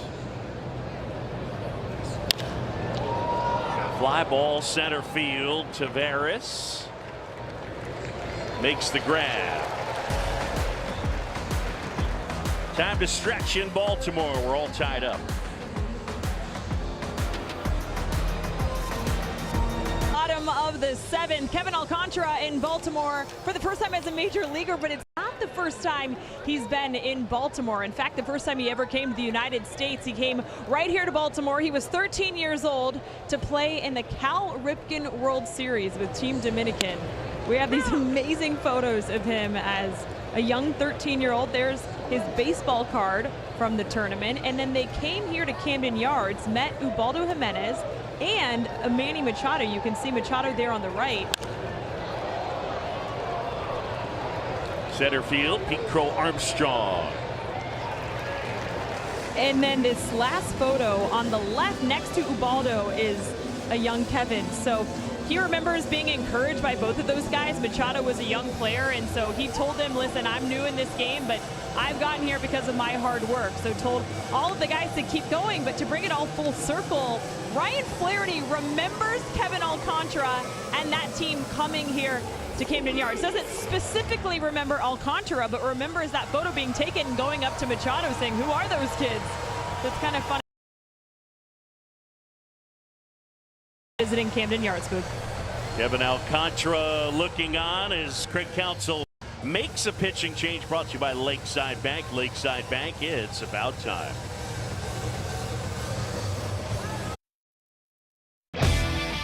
Chicago Cubs baseball on Marquee Sports Network is brought to you by Toyota, official vehicle of the Chicago Cubs.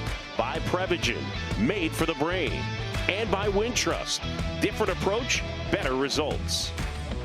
Well, the Babe Ruth Birthplace Museum, they've got 20,000 plus items. As you look at some of those pictures, Yodi Tavares fouls one off. Included, by the way, in terms of the items that they have his 1927 60 home run bat and a signed 500 homer club piece. Bambino. Indeed. Haven't seen anything like him until Ohtani came along.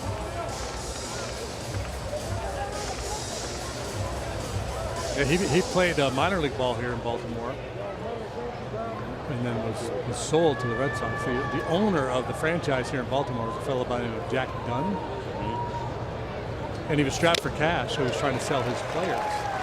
He sold the Babe for $10,000. That's kind of how Ruth got the nickname Babe. He was referred to as Jack Dunn's Babe, or Jack Dunn's baby.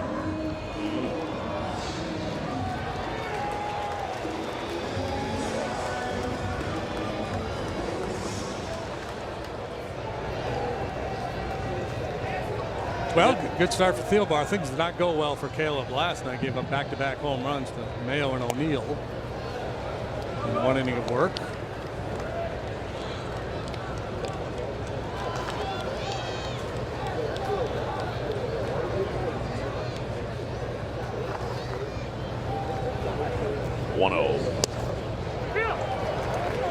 Adley Rutschman, 69 career homers, second most of anyone in history whose last name starts R-U-T.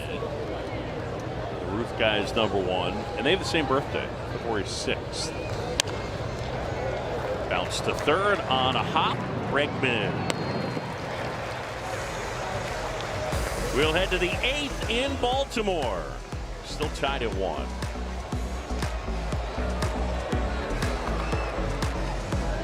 July 21st as the Cubs take on the Tigers. First pitch 7:05. Fans who purchase tickets through Cubs.com/specials will receive a special edition basketball jersey designed by none other than that man right there, Pete Crow Armstrong, honoring Cubs legend Ryan Sandberg.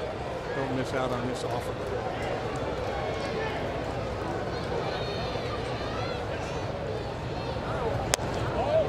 Quiet day so far for PCA. He walked.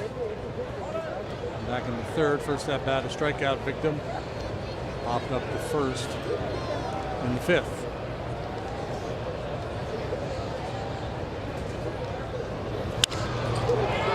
In the air, out towards right field, and O'Neill can't make the grab.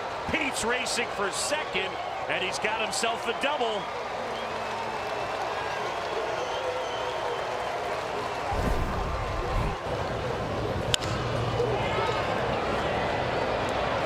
Just a little sinking, floating line drive out there. O'Neill sells out, tries to make the play, comes up empty. Pete keeps eyes on the ball and gets himself into scoring position.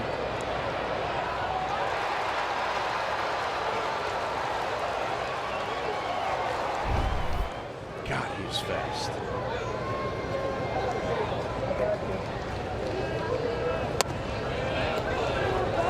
Wells delivers down and away.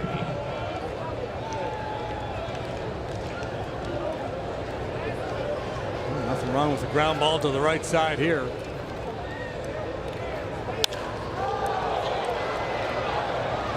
This will play. center, and PCA will move up 90 feet. Not a sacrifice fly, but certainly a productive out as Bregman able to drive that one deep enough to center. Here comes Suzuki. Perhaps you're wondering how far did it fly. It's brought to you by American Airlines. An absolute laser, 432 feet. Score your next flight at AA.com. Chance to be the real hero here today. Chance to drive in the go-ahead run. Infield in. Tyler Wells ready. Pitch to Seiya.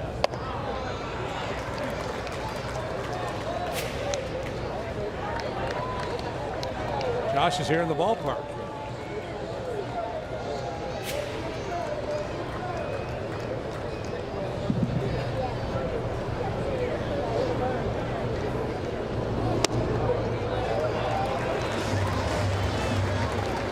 Two balls, no strikes. Yeah, automatic go on contact here. Anything on the ground, PCA will be headed home.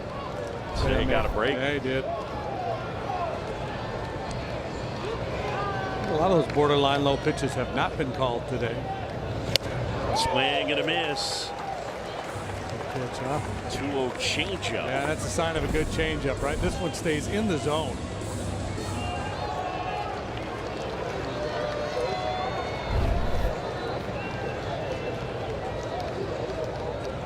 One out, man at third. That's Pete Crow Armstrong. The 2-1.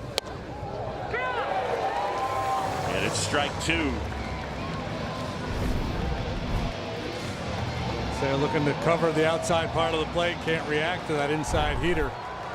Contact is a must here. Medium depth, shallow fly ball likely scores Pete. Here we go. Towards third, fair ball. PCA is in. Seiya racing for second. It's an RBI double. Cubs have the lead in the eighth.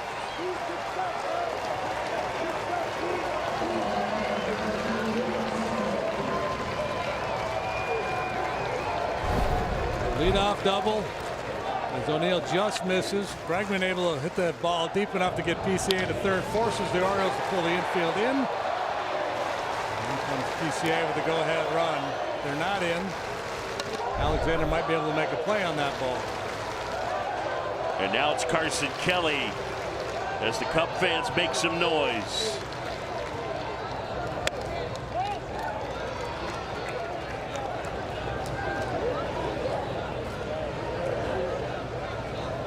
Last time the Cubs were in Baltimore, 2024. They swept the 3-game series, looking to do the same here. They've really dominated the O's in their all-time series. They've not played a lot. 19-8 coming in. Cubs winners of 9 of the last 10.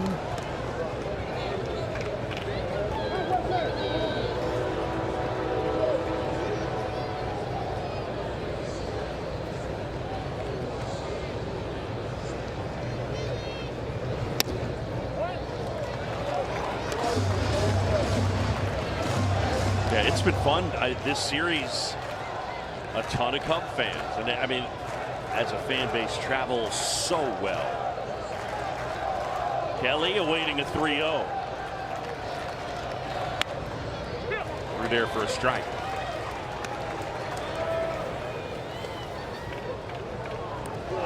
I don't think he'll see that one again. What's he get? I think he's going to try to throw him a little cutter to the outside corner. 3-1. Change it.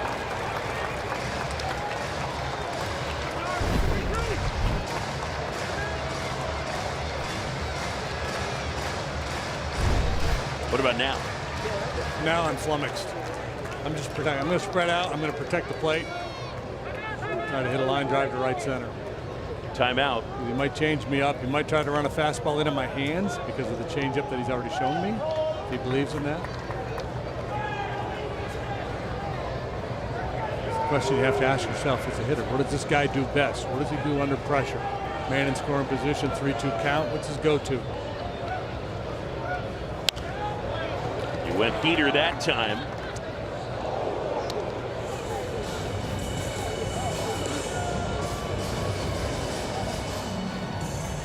I think that was because of the change. think otherwise, might not get away with that. That's what pitching's all about. Slow them down a little bit because of the good change.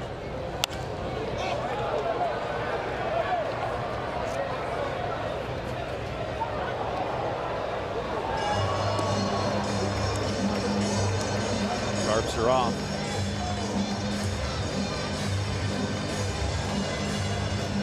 Keep the tarps rolled up. Yeah.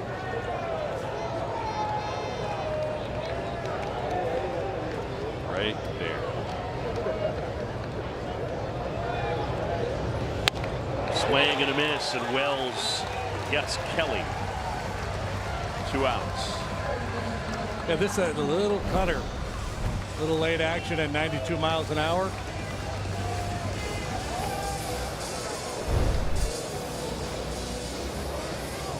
Michael Busch coming up, and so Drew French will make a visit to the mound. I dropped this note, and got to give credit. Tim Britton, who covers the Mets for The Athletic, did some digging earlier this year, and Drew French fits into this. You know, a third of big league pitching coaches didn't even pitch professionally. Is that right? Yeah. And Drew French, one of those guys. I guess it's one of those things you tell me. I would say, well, I'm a little surprised, but I mean, not where we are today. Yeah. We've continued to move in that direction. But Mike Elias knows Drew French from their time together in Houston.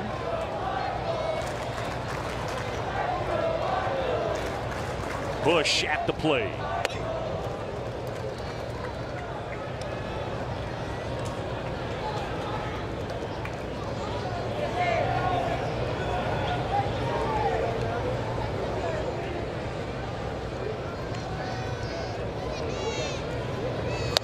Swing and a miss.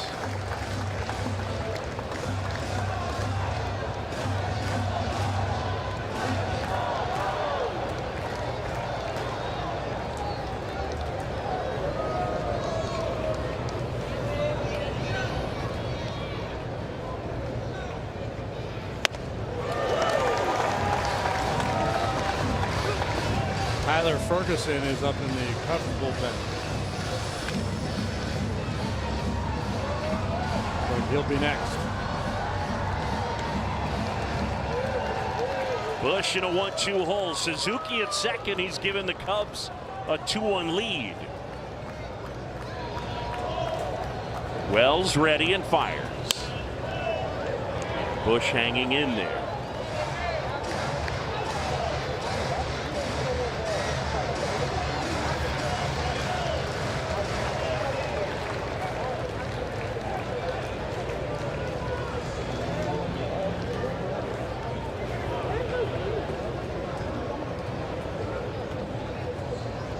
The 1-2 is too high. Wells is a big kid, 6'8", 270. He's not a real hard thrower. I've seen a real good changeup, cutter, good command. 2-2. Softly on the ground. Holiday picks it up and throws out Busch. The Cubs, though, forge ahead. A double from PCA and then an RBI double from Seiya Suzuki. Midway in the 8th, it's 2-1 Cubs.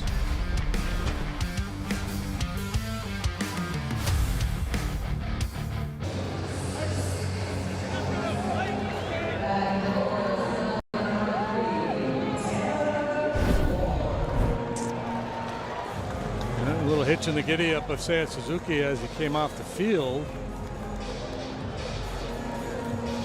And after conferring with trainers, manager, and others, decided to shut him down, maybe cramping up a little bit. Justin Dean takes over in right.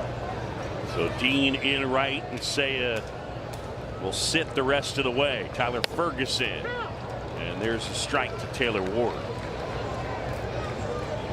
Ward, Henderson, and Alonso. There's Dean, elite level outfielder.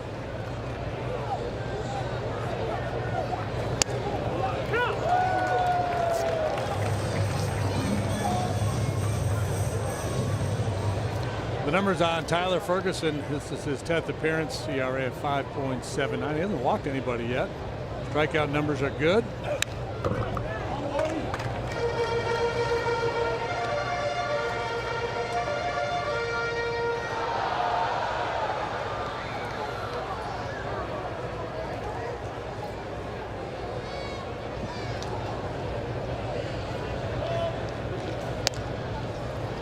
Cubs start to get some of their pitchers back healthy. Obviously, others are going to have to leave, and so it's kind of a battle now to kind of put your best foot forward and convince Craig Counsell that you deserve to be on this roster.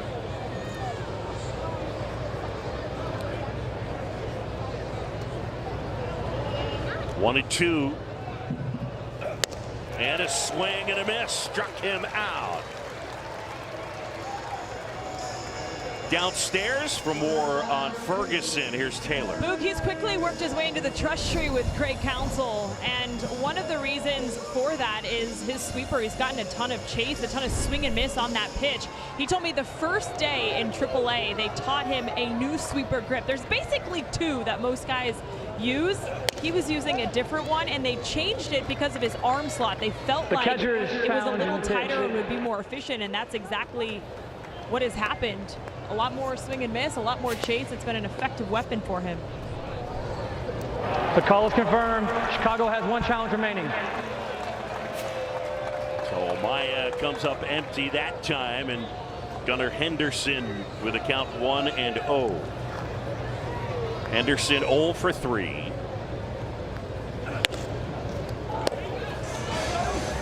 Tyler, you saw that ERA of 5.79, but most of that coming in his one outing, his first appearance in Philadelphia.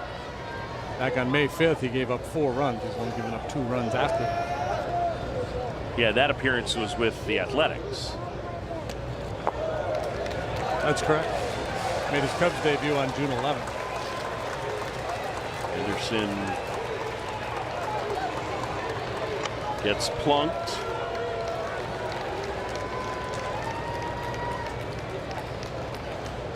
With his ERA in a Cub uniform, it's 2.25 for 8 innings of work. Talking about the sweeper, and that time he just pulled it, brushed the top of the foot on the way by. Ooh.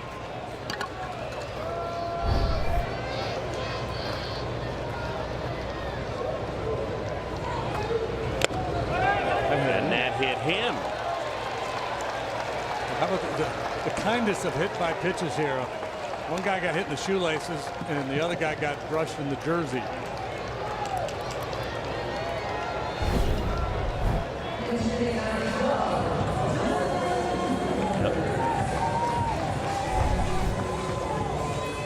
Tyler O'Neill scheduled. Dylan Beavers is going to hit.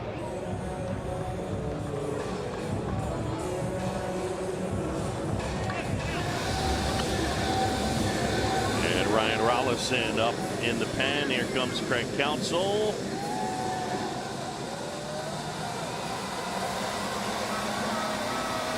Point to the pen. We got a pitching change.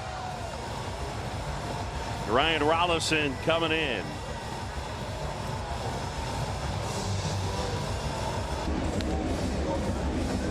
Fans, Major League Baseball is taking over Philly with the game's biggest events.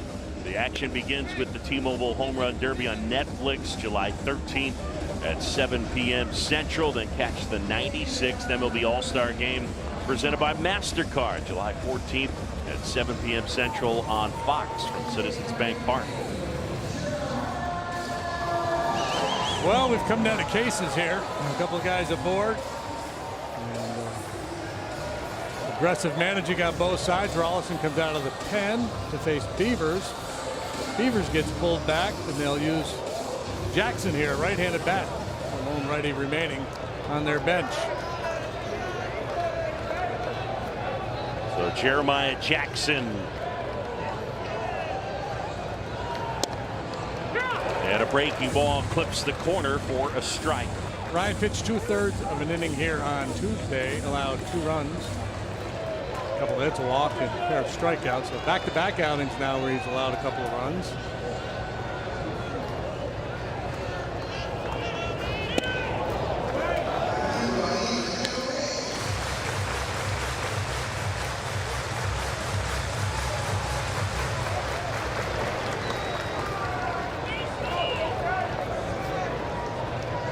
2 on, 1 out. Cubs up by a run. Rolison drilled out towards right center field, and that's going to roll all the way to the wall. Here's the throw to the plate. Tag, safe, and Alonso gets in.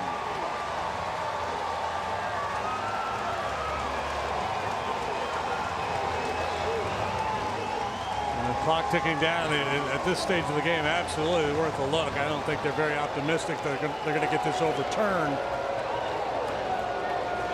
Chicago's challenging the safe call at home plate. Advantage they had that Alonso was the back runner. Obviously doesn't run fast. They're taking a second look, a second opinion. Always a good idea. Get yours at Northwestern Medicine. Well, how about the anatomy of that rally? A couple hit by pitches on a breaking ball on the top of the foot and a brush of the jersey. What we were talking about earlier is Alonso goes to that back corner of the plate, and I think that was the difference relative to the Michael Busch play earlier in the game.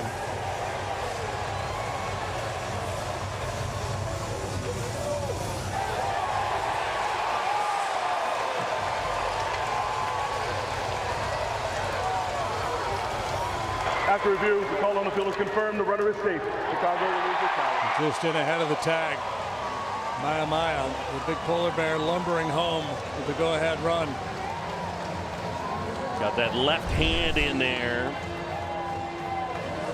And so the Orioles take back the lead.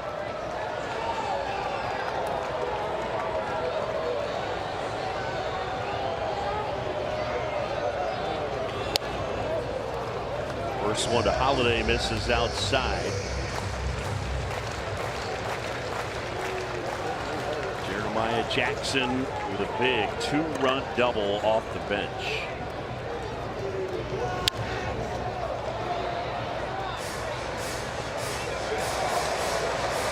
Three-2 Orioles.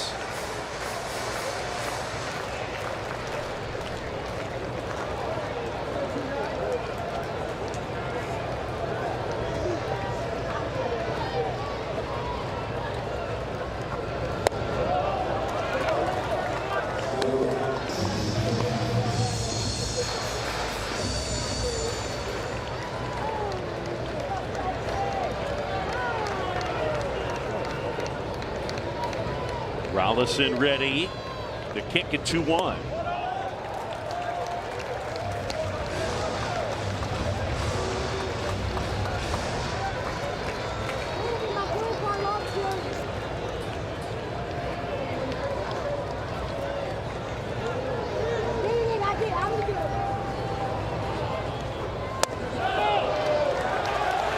And he takes ball 4. Still with just 3 hits in this game, but they've had a lot of traffic because of all the walks, and now the hit batters. That's the 7th walk issued by the Cubs today, and maybe the 4th or 5th walk that we've seen Tommy Hotovy make this afternoon.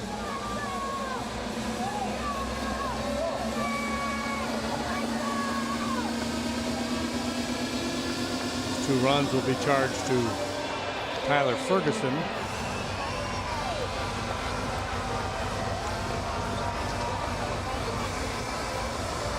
Yeah, before the double from Jackson, they didn't have a hit since the 2nd inning.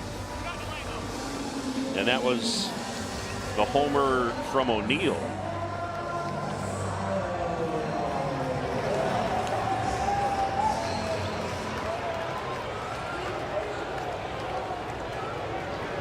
Samuel Basayo now. Orioles with a 3-2 advantage, 2 aboard, 1 out. That's in there for a strike.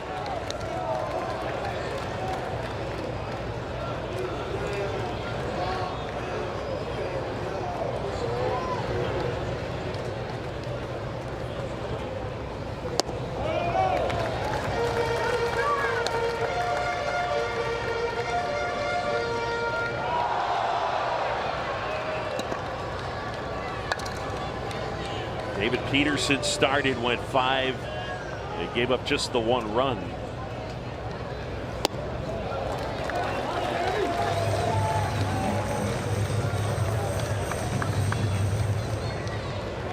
Cubs in the 9th. Horner, Happ, and Swanson scheduled.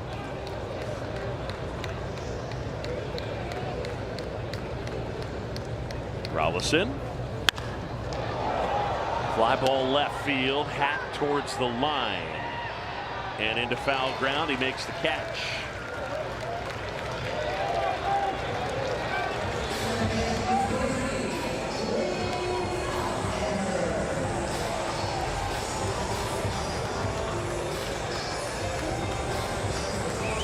Woodford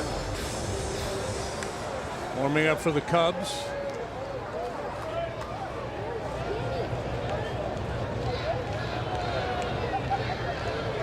Here's Alexander now.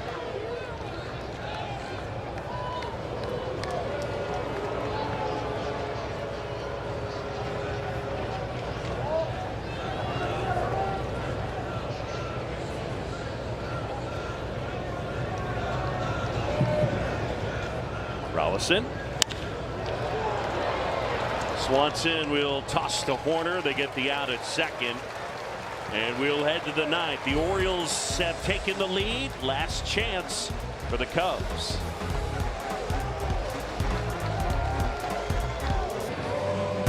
Hey, it's our game summary, and it's brought to you by Wintrust. Orioles lead at 2. We go to the top of the 9th. Peterson, 5 innings, gave up the 1 earned run, a solo homer to Tyler O'Neill. Seiya Suzuki's homer in the 6th. And RBI double in the 8th, accounting for the Cubs' runs. And our old buddy Andrew Kittredge will take over. A very distinct delivery, kind of leans back and then just glides towards home. Leads with the beard.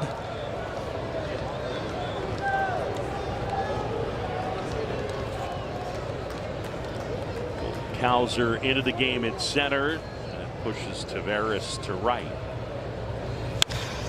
On the ground to short, and it kicks off Henderson. And Horner takes the turn. He'll stay put at first. Henderson's had a pretty good day out there at short today, but this one just eats him up. Pretty routine ground ball, a little bit of a tricky hop. What a break for the Cubs.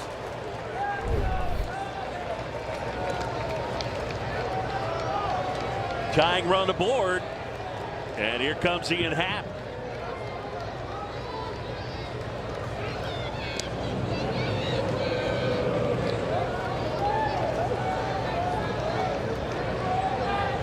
Kittredge last year, 23 appearances with the Cubs after coming over from Baltimore and a 3.32 ERA.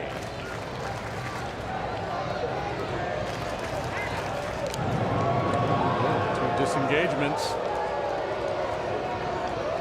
See if Nico gets a little aggressive now. Kittredge's always been good about inducing ground balls. But Ian Happ has been really good about getting the ball in the air. There's a strike. That one at 95 from the veteran righty. He's 36 years old, native of Spokane, Washington.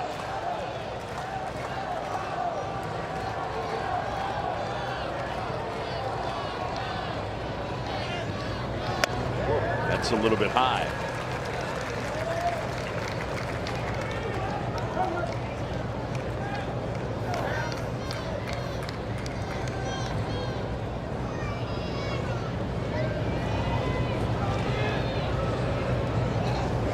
Nico goes, pitches outside, throw to second.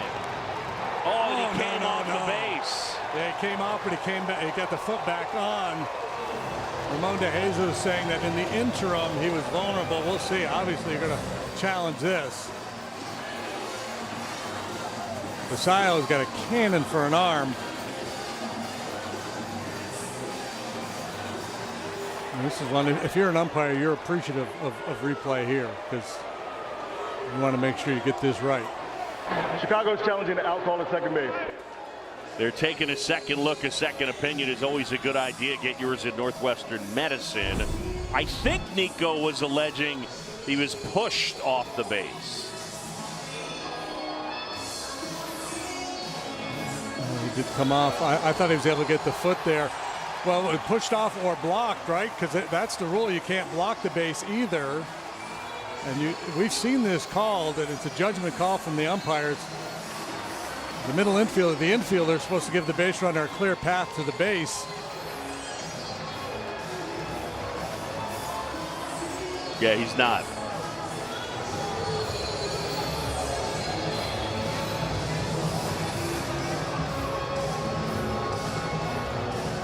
He blocked the base.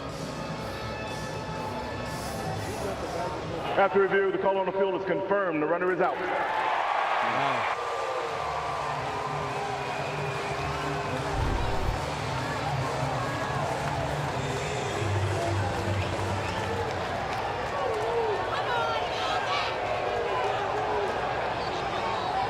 So Horner is out.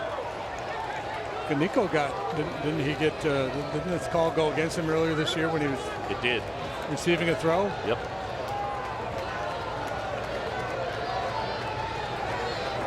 Got to play, I think they. On the ground to the right side. And Happ will beat it out. So it'll be an infield single.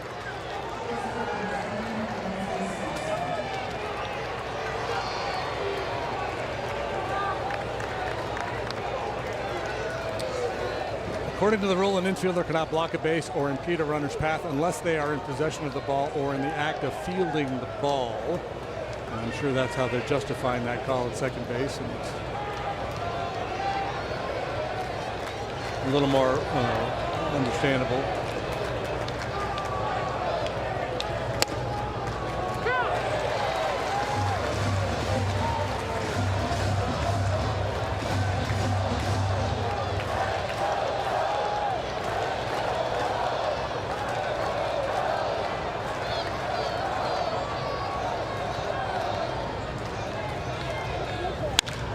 On the ground to short, Henderson to second for one, return to first, save.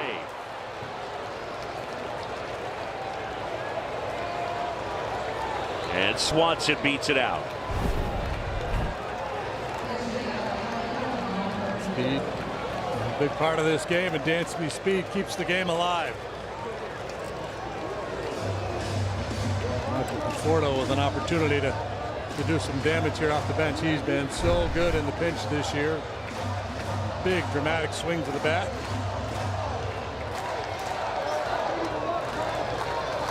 And the rain starting to fall.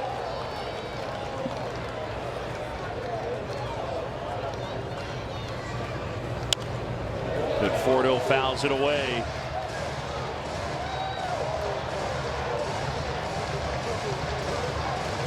I mean, this is why this dude's on your bench, right?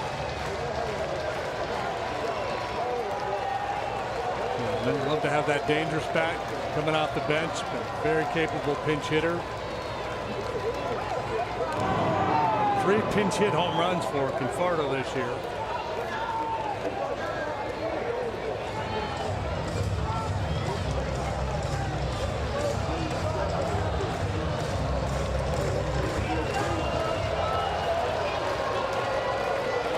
Conforto can keep the game alive. It'll be PCA.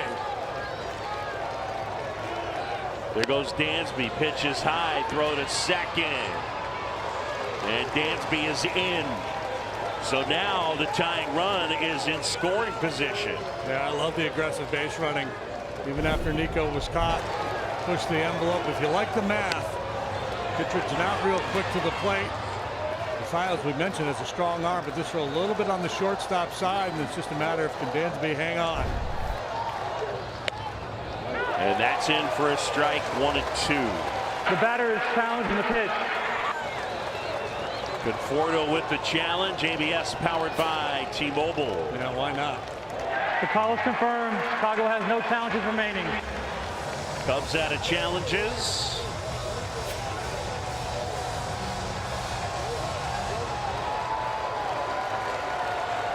And the rain falling even harder.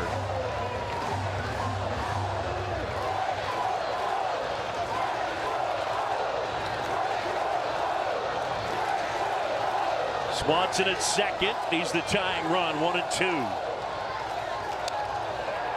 And it's fouled off.